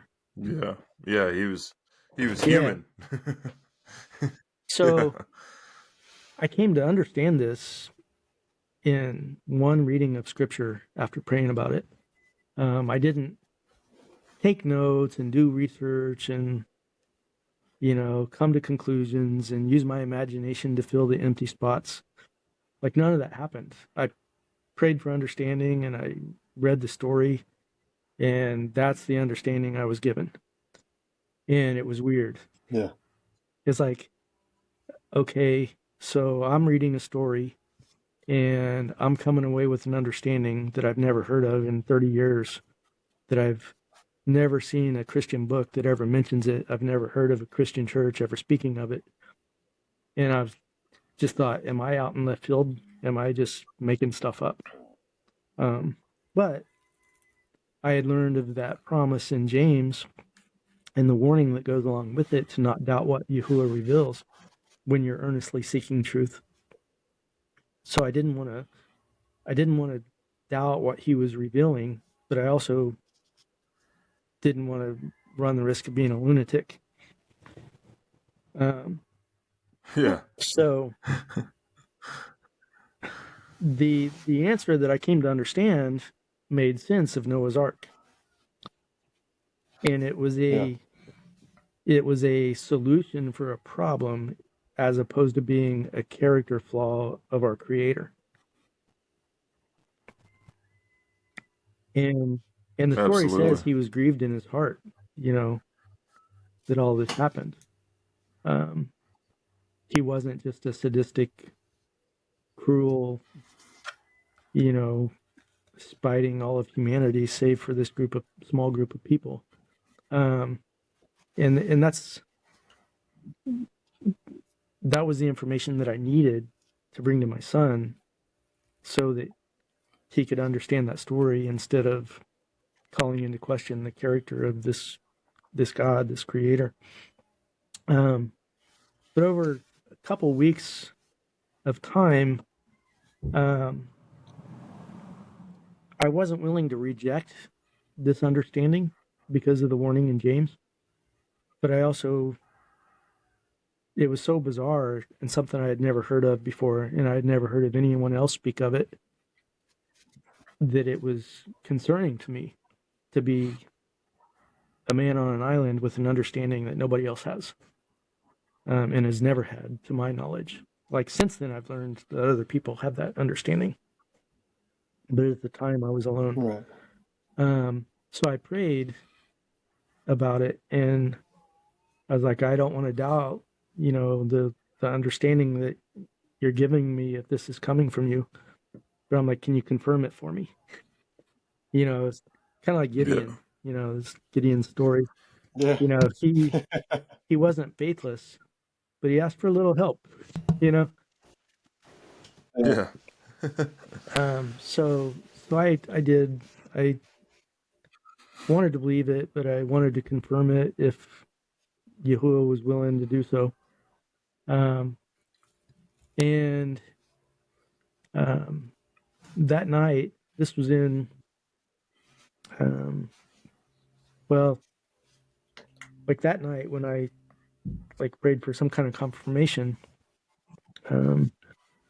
Again, we were going to watch a Redbox as a family, and I went and rented one, and it was in December, so it got dark out early, and I was driving home from the Redbox thing at about 6 p.m., 6:30ish, and it was already pitch black out. And I pulled up to a red light not far from our house, and there were some street lights and there was a traffic light, and but it was dark out, and the white light that I saw as a child, all of a sudden the area around me was brilliant white like that again. And if I looked off into the distance, it was still dark out, but everywhere around me was light as day. And wow. Yeah. Before I even looked outside my truck, I recognized the quality of light. It's not normal light.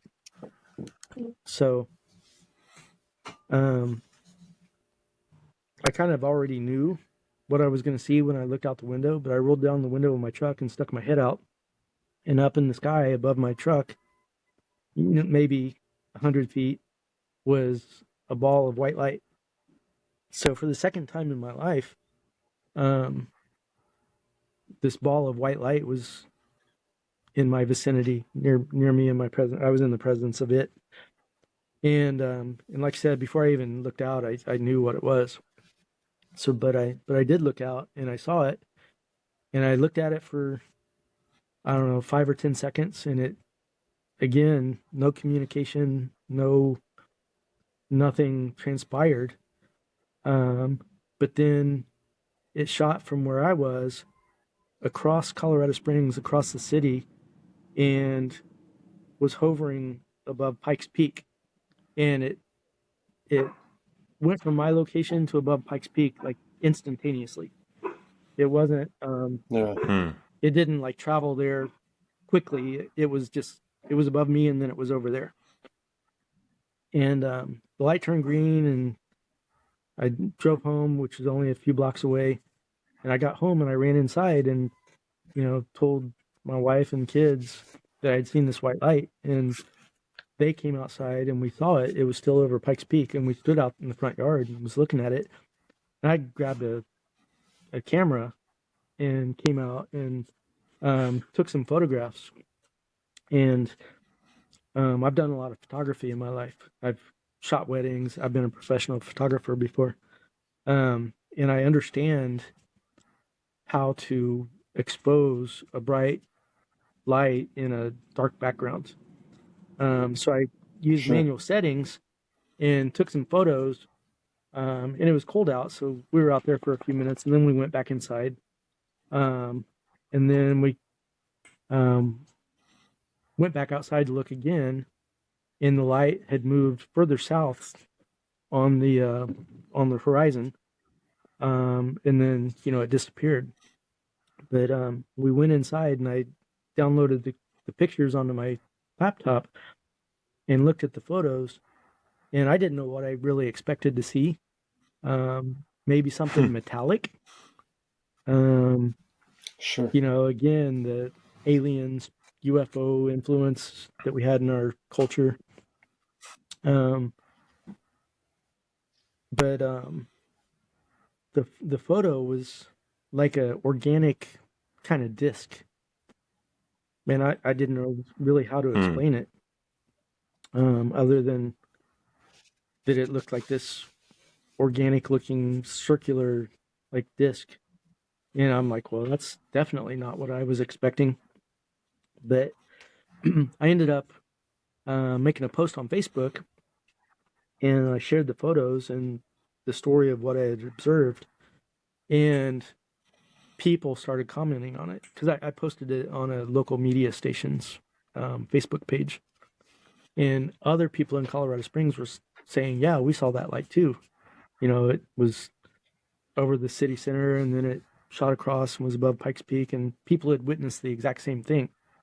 And within probably 30 minutes, there was 100 or more comments where people had seen it and were posting confirmation that they had seen it, and that nobody knew what it was either. But my messenger app dinged, and Colorado Springs is where the Air Force Academy is.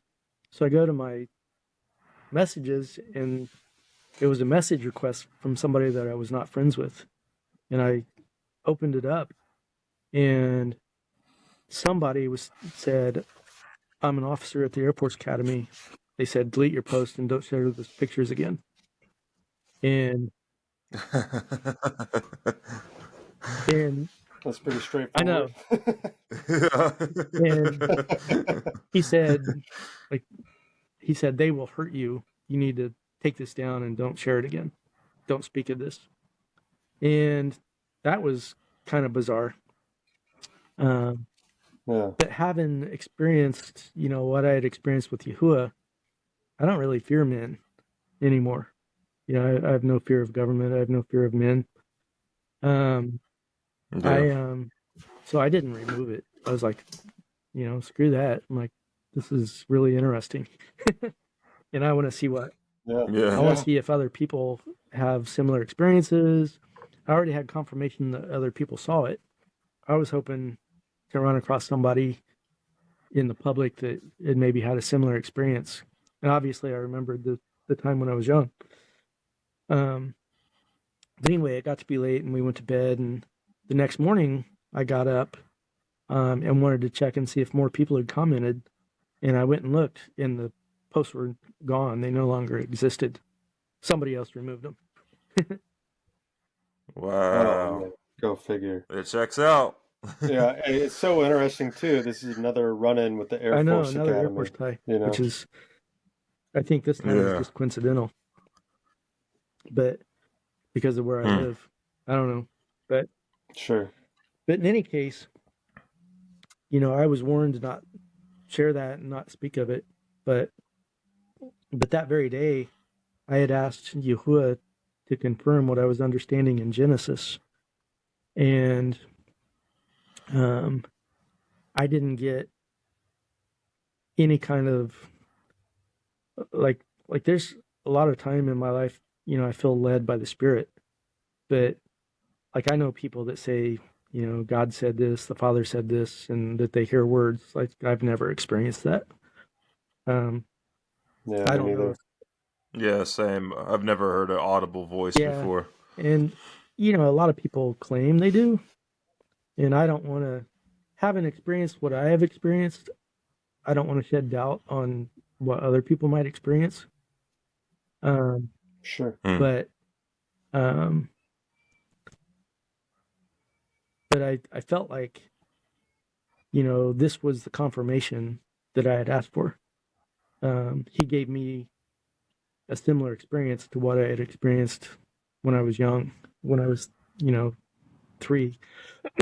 Again, no words, no narrative, but his presence. Like, his presence was enough. Yeah. Oh, yeah. Absolutely. So, how did was your son excited that you showed him that information, or how did your son take the new information that you had found? Again, that's a difficult story to convey to people, because it's not. I don't mean to pry. Like, if that's not information you want to give, I'm fine with perfectly it. It's a fine. good question. So, where my son ended up, like, as a result of this, I think as a result of me humbling myself before Yahuwah, the way that I did, excuse me, and then praying for understanding and wisdom and His truth. Over the course of our journey, He's given us that truth, and it's resulted in us returning to, observing the Sabbath and observing the Moedim, the feast days in Scripture, and understanding their meaning. The story of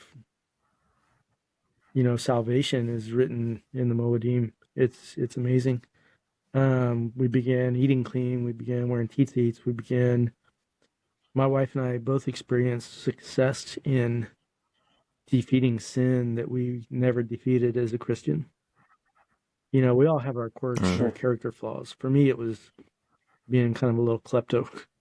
When I was a kid, I used to steal Hot Wheels and steal candy and steal super glue. And,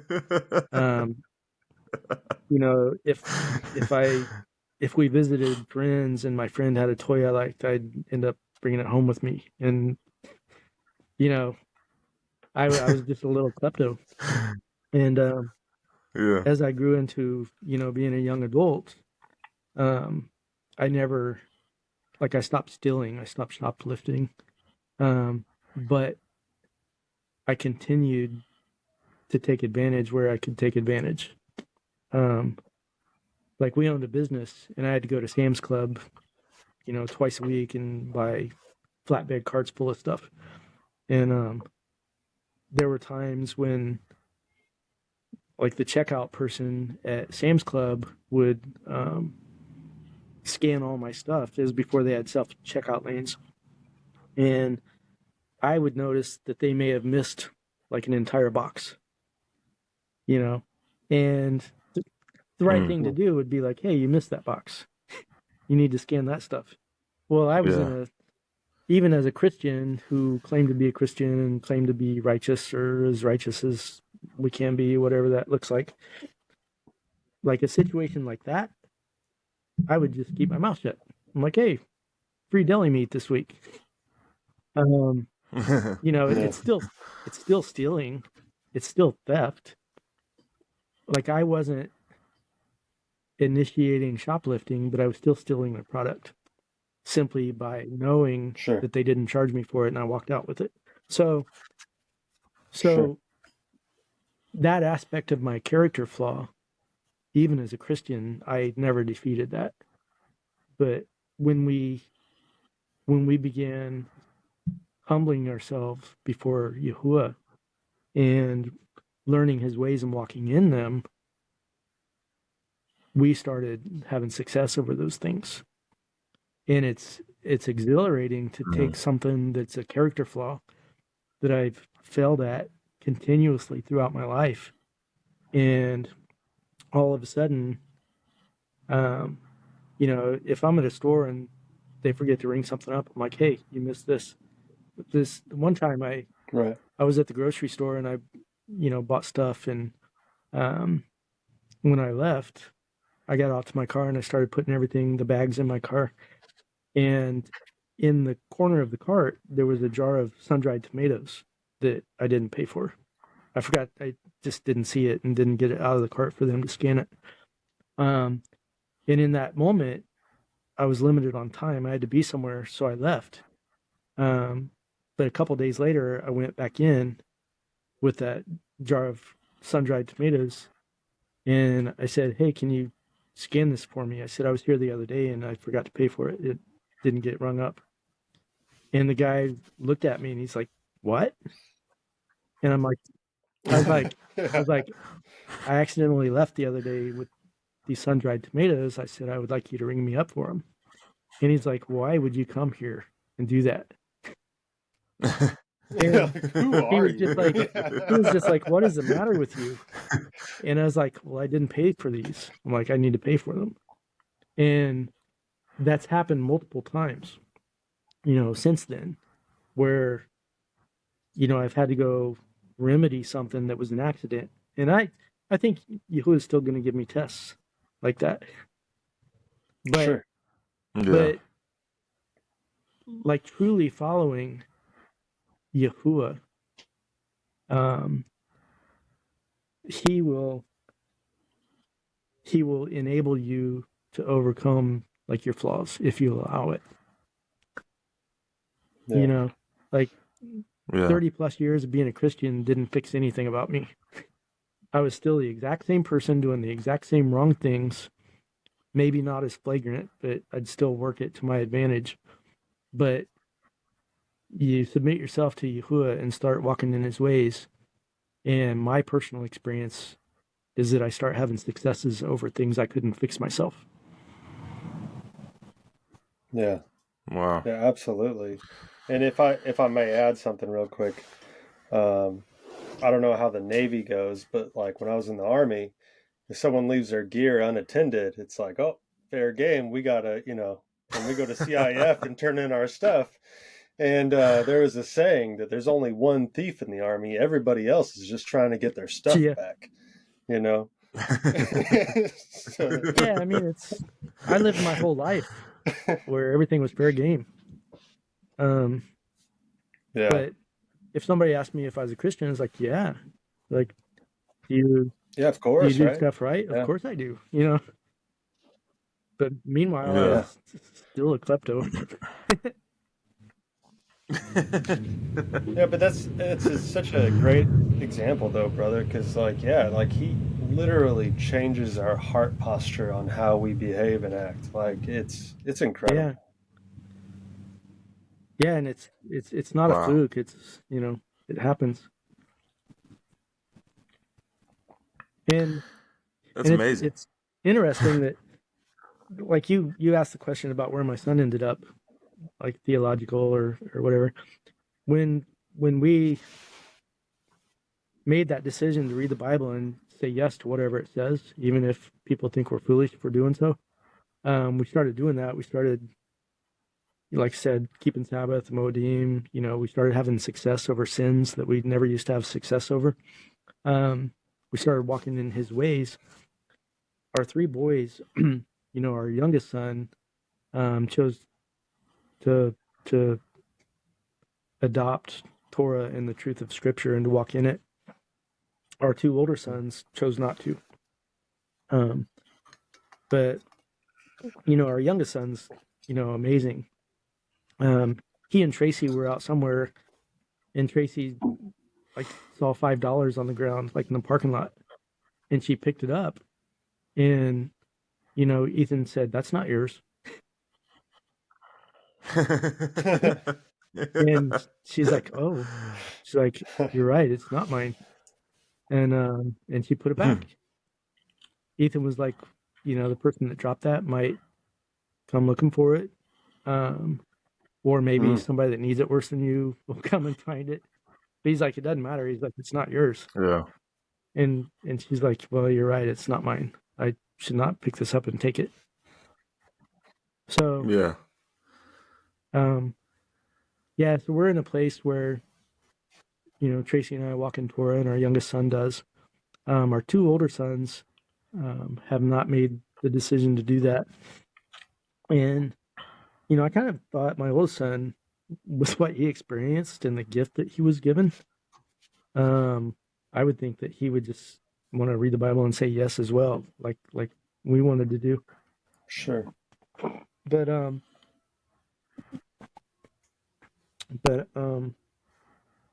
he's he's chosen to not go to churches and attend church as an adult. And what I've kind of learned over the years, like anytime, especially after coming into Torah and really learning scripture, like I've done Bible studies with you, my brain's like a catalog. And Rolodex. And we would have a discussion and something scriptural would come up, and it could be something like really not common knowledge, and he would chime in and he'd be like, and he would know exactly what we were talking about. So I know that he's reading the scriptures and that he's studying the scriptures and that he knows the scriptures well, like I do. And he didn't let go of it. He just hasn't made his decision yet. Sure. Right. Wow. And I say yet, and I say that with faith, for a very particular reason. I told you the story of him, receiving a miracle of life. Right. Up to that point in my life, I literally knew absolutely nothing about drugs. However, after this happened, various people that I know put me in touch with other families that they know going through the same thing, where their child, tried some kind of drug and was in the hospital on life support and not expected to make it. And sadly, I don't know if it's still happening today, but at that point in time, that was an everyday story somewhere.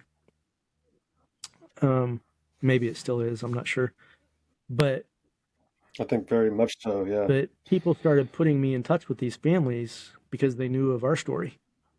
And I would reach out to these complete strangers and I would talk to them on the phone, or I would chat with them online, whatever the case, whatever the method of communication was. And I would tell them our story and this testimony, and I would speak hope into their life and explain to them what I've learned about Yahuwah and what he's capable of, and that this is no big deal for him. And that if you love him and follow him, it's possible that he could, work something like this in your life too. And their kid would die. And then, I'd reach out to other families and speak hope into their lives, and their kids would die. And this happened over and over and over and over again. And I did that for 2 or 3 years. And anytime I saw a headline of something like this happening, I would reach out to them and I would speak hope into their lives, and their kids would die every single time. Every single time without fail, their kids would die. And I started praying about that. I was like, what's different about us? Why did you give us such a gift and all these other families, suffer this tragic loss? And I didn't get an immediate answer. And but I knew that if there is an answer for it, that it'll be in scripture, because that's probably Yahuwah's primary way of communicating with us above all else, is beyond the miraculous and beyond the leading of the Ruach. His word is open for all of us to see.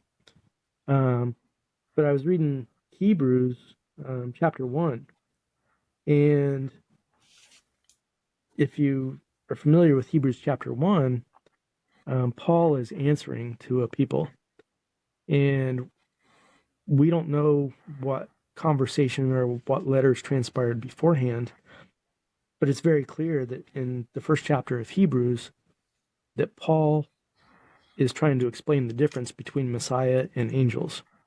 Whoever he's speaking to, they were under the impression that Yahusha the Son of God, the Son of Yahuwah, was an angel and not Messiah. And he's trying to correct that. So chapter 1, he goes through and he explains, the differences between the two of them.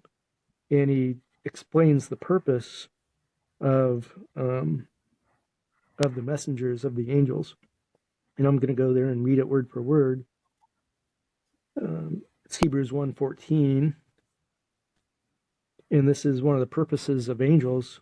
And it says, "Are they not all serving spirits sent out to attend to those who are about to inherit salvation?" And that was my answer. Like, Yahuwah knows in the end who is going to be his and who are not his. And we're told in Hebrews 1:14 that one of the purposes of angels is that they are sent to intervene in the lives of people that are going to be experiencing salvation and belong to Yahuwah and be in covenant with him. So at this point in time, the only explanation I have that my son was spared with this miracle and that all these other families lost their kids is this verse, is that an entity, whether it was divine or whether it was a created messenger, an angel, intervened in his life and restored it, because one day he's going to inherit salvation. That is my faith built on what's stated in the Word. And that's why and that's why I believe my son is going to come to this faith and to this walk, and just hasn't yet. But he's studying. That's awesome. He knows the Word and he's reading. That's good. That's good. Yeah, amen to that. I mean, that's awesome right there.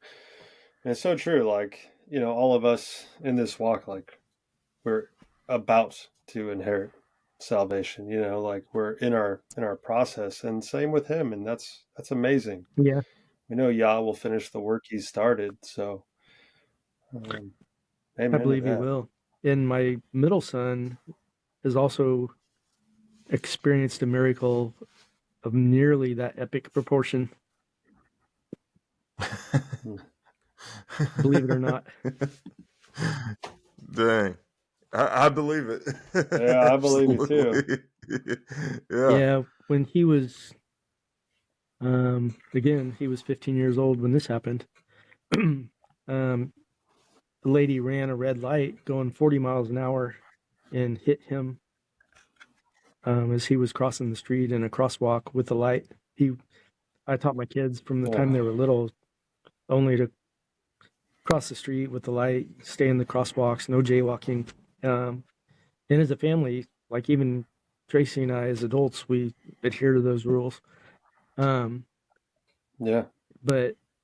when Jonah was in high school, the light turned, he got the white cross signal, and he stepped out into the street. A lady ran the red light and hit him going 40 miles an hour right across his hips. Not a glancing blow, but head on.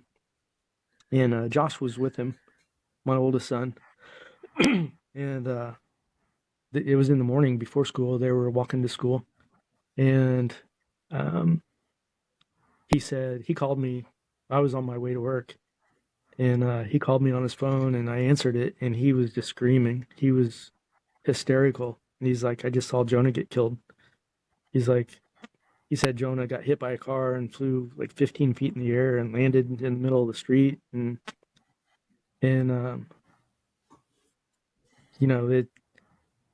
Jonah like flew across the hood and bounced off the windshield and went straight up in the air. It was just, it was a terrible thing for him to witness and see.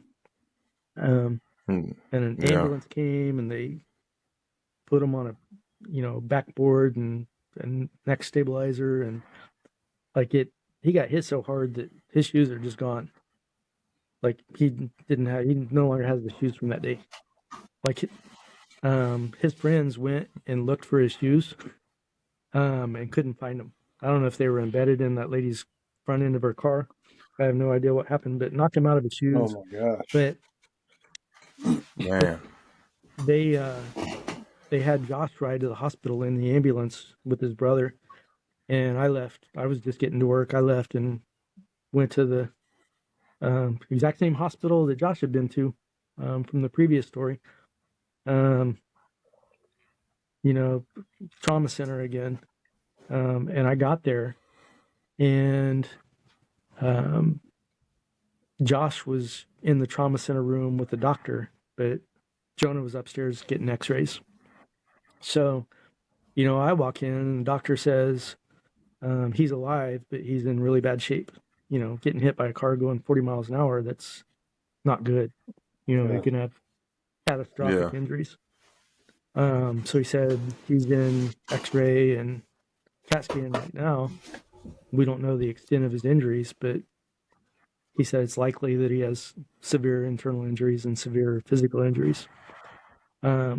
So that's what we're prepped with, waiting on him to get done with these testing. And they brought him back on the gurney, and the doctor looks at the documents that were sent with him. Everything's digital now, so you don't have to wait for x-rays and all that stuff. It's instant. And the trauma center doctor's looking, and he looked up at me, and he's like, I don't think these are the right documents. And he went over and started, checking Jonah. And he's like, he turned around and looked at me. His mouth was hanging open. His eyes were big. And he said, I treated your son when he got here, and he was in bad shape. He said he came down from upstairs, and he said he has no injuries anymore. What? The x-rays, the CAT scans were all normal. The guy did a physical exam, and he's like, I did a physical exam before he went up for scans, and he said he was busted up bad. He's like,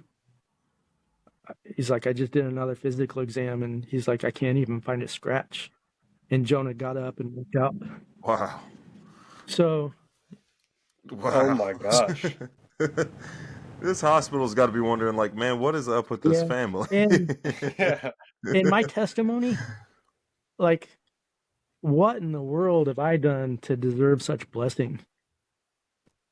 But sure, all of these like details and stories layered upon layer upon layer is part of the reason why when I share this with people, they just are like, yeah, whatever, you're an idiot, you're a liar, and this stuff didn't happen. Because how many layers of the story can you add before people are just like, no, I think you're making this up? However, to me, it builds credibility. Yeah. Right. Once again, we've got the medical records, we've got the witnesses, it's not just us saying these things, it's other people saw and experienced this stuff. So, well, I think that's been sorry about that, brother. I was just going to say, I think that's a common thread among many people in this walk, is that their testimonies are built up and all varying one from another, right? But in ways that seem unimaginable, and that prevents a lot of people from sharing their testimonies, like you're saying. Like, there's just, it's like, well, what use is it? What good is this going to do? And that's just not the case. I mean, we overcome through keeping the commands and the word of our testimony. So, yeah. And I'm always open to share this with anybody that wants to listen, but I'm used to not getting a positive reaction from most people. Yeah. And also, like, somebody who isn't necessarily a believer, but may have survived something similar or along these lines, maybe this will bring them to an understanding as to why. So. Maybe. Yeah. Man, but I mean, that's part of the reason we built this podcast, was so people could come on and share the testimony without fear of being called crazy or saying, oh, I don't believe that, you're a liar, or anything like that. we understand that crazier things happen, and they're absolutely true, and it's for a greater purpose. Yeah, so I always considered myself a person of faith. Ever since I was a little kid, getting on a blue bus, and just disappearing with nobody knew where I was, or my parents didn't know I was even gone. I would usually get back before they even woke up. But I've learned throughout my life experiences that there's a difference between like it all starts with faith. You have to start with belief and faith. Everybody knows John 3:16.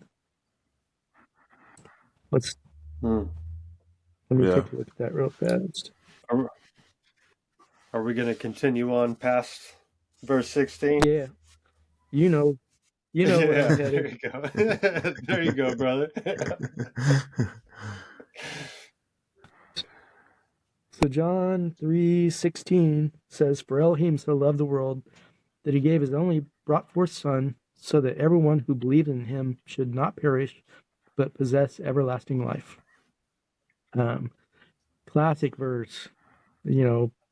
People that have no faith know this verse. They've probably heard it so many times. Yeah.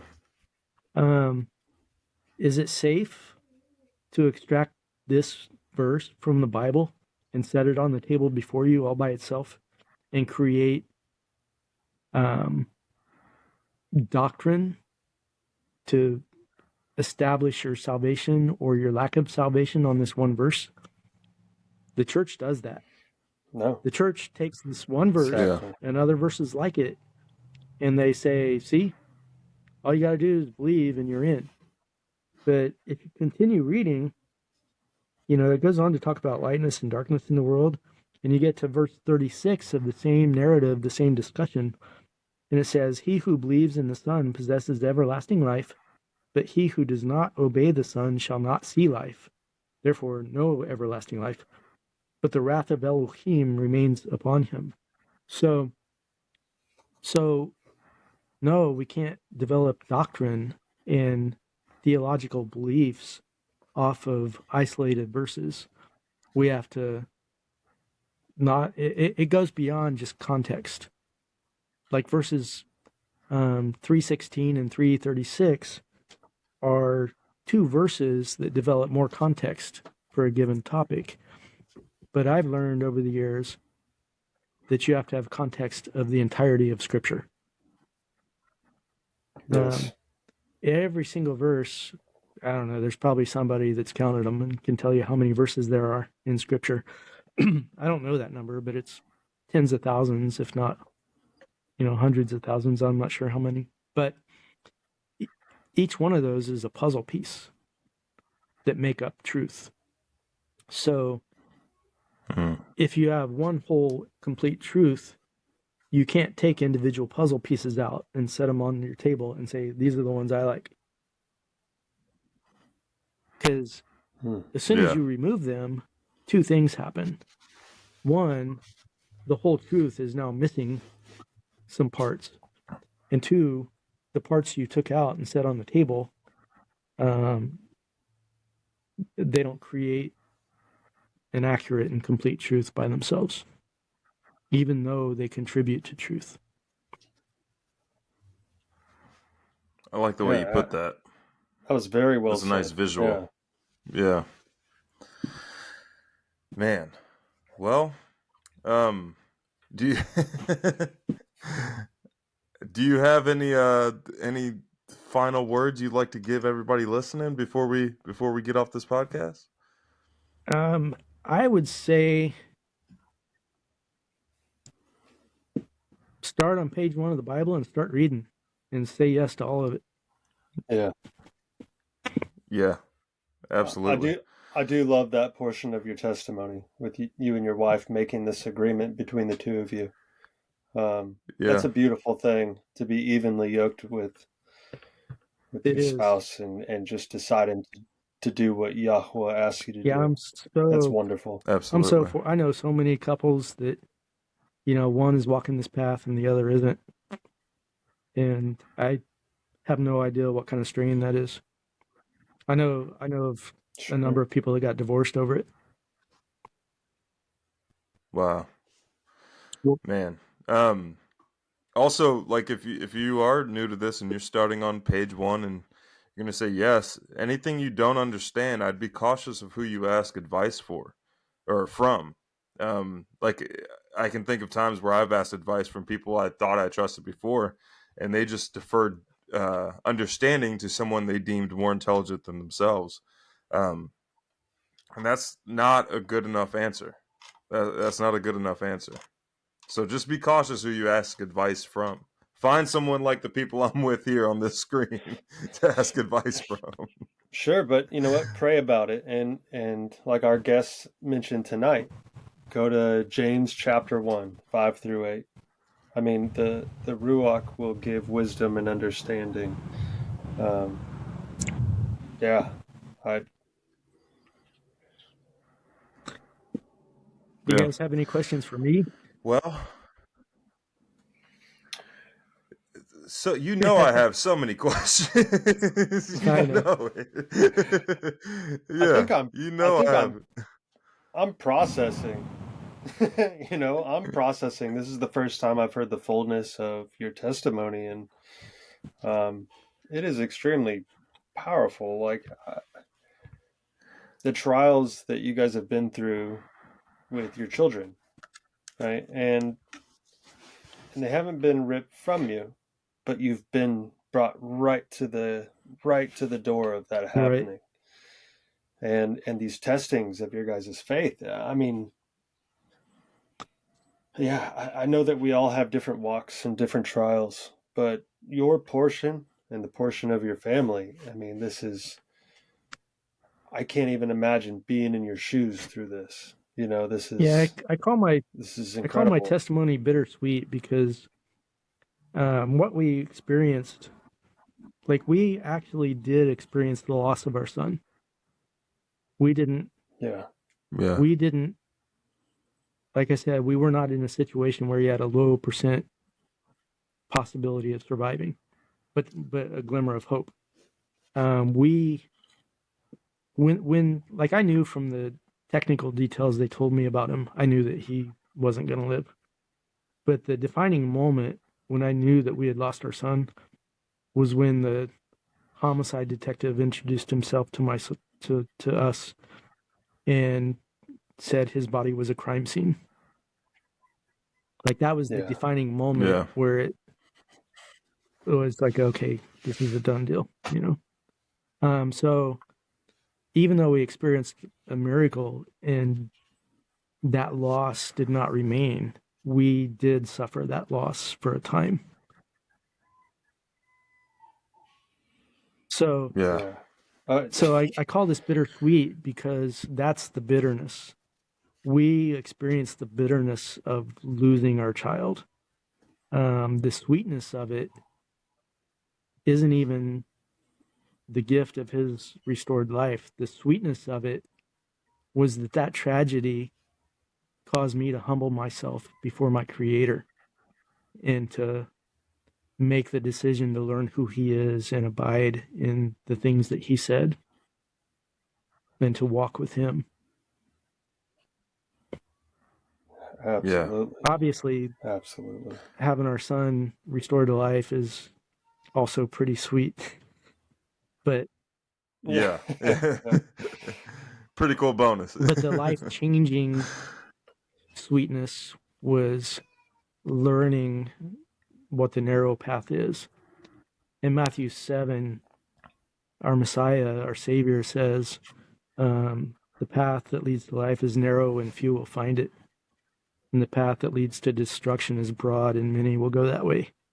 I spent decades thinking I was on the narrow path, and this tragedy brought me to a place where I learned I was far from the narrow path. I wasn't anywhere close to the narrow path. Sure. Yeah. Which the narrow path, that's one thing that never really made sense to me, like growing up and even until recently. It seemed I always kept thinking, I was like, well, dude, there's like maybe 1 billion Christians in this world. Like there's there's a millions of people that claim to be Christian. That doesn't seem too narrow of a path. And then discovering that, like, oh, okay, we are supposed to be following the law, and then seeing how few people actually abide by that made the path way more narrow and gave a better understanding to Right. that scripture. True that. But, man. Yeah. Well, I appreciate you guys letting me share my testimony. Yeah, well, no, thank you so much for coming on. Thank you very much. Thank you for also reliving that experience. I know it's not easy. I know it's tough. But yeah, thanks for making us all cry, man. Well, like, it's good for me to share this, like, not only to encourage other people that have gone through hard things or maybe want to know where they should be on their walk, and maybe they have questions and don't know the answers. There's a lot of things, like a lot of different ideas in this testimony that might apply to other people, even if they don't have a tragedy. But I'm always grateful to share this again, because it takes me right back to that moment of humbling myself before Yahuwah. And it takes me right back to that moment of the unexplainable gratitude that I have, like, for what he's blessed me with. You know, you experience something like that, and then you start studying scripture and you learn new things and you enter into this walk, and it's not that it becomes less important, it just becomes normal. And then, I get to share this testimony again, and it takes me right back to that starting point. Yeah. Well, that's great encouragement for anybody else who out there who wants to share their testimony. Don't forget to email us at exiledstrangers@proton.me, and we'll have you on, and you can share your testimony and remain anonymous as well. And I don't care if people know who I am, but I'll do your anonymous speaking, but I'll stand on the rooftops and shout my testimony to anyone that wants to hear. Absolutely. Absolutely. Yeah. Well, thank you so much for coming on. Do you have any final words, nobody? No, I think I'm talked out. No, just... Oh, you're talking about... Wrong buddy. It's all good. Just thanks to everybody listening. Thank you, brother, for sharing your testimony. And praise Yahweh, and honor and glory to our Messiah, Yahushua. Amen.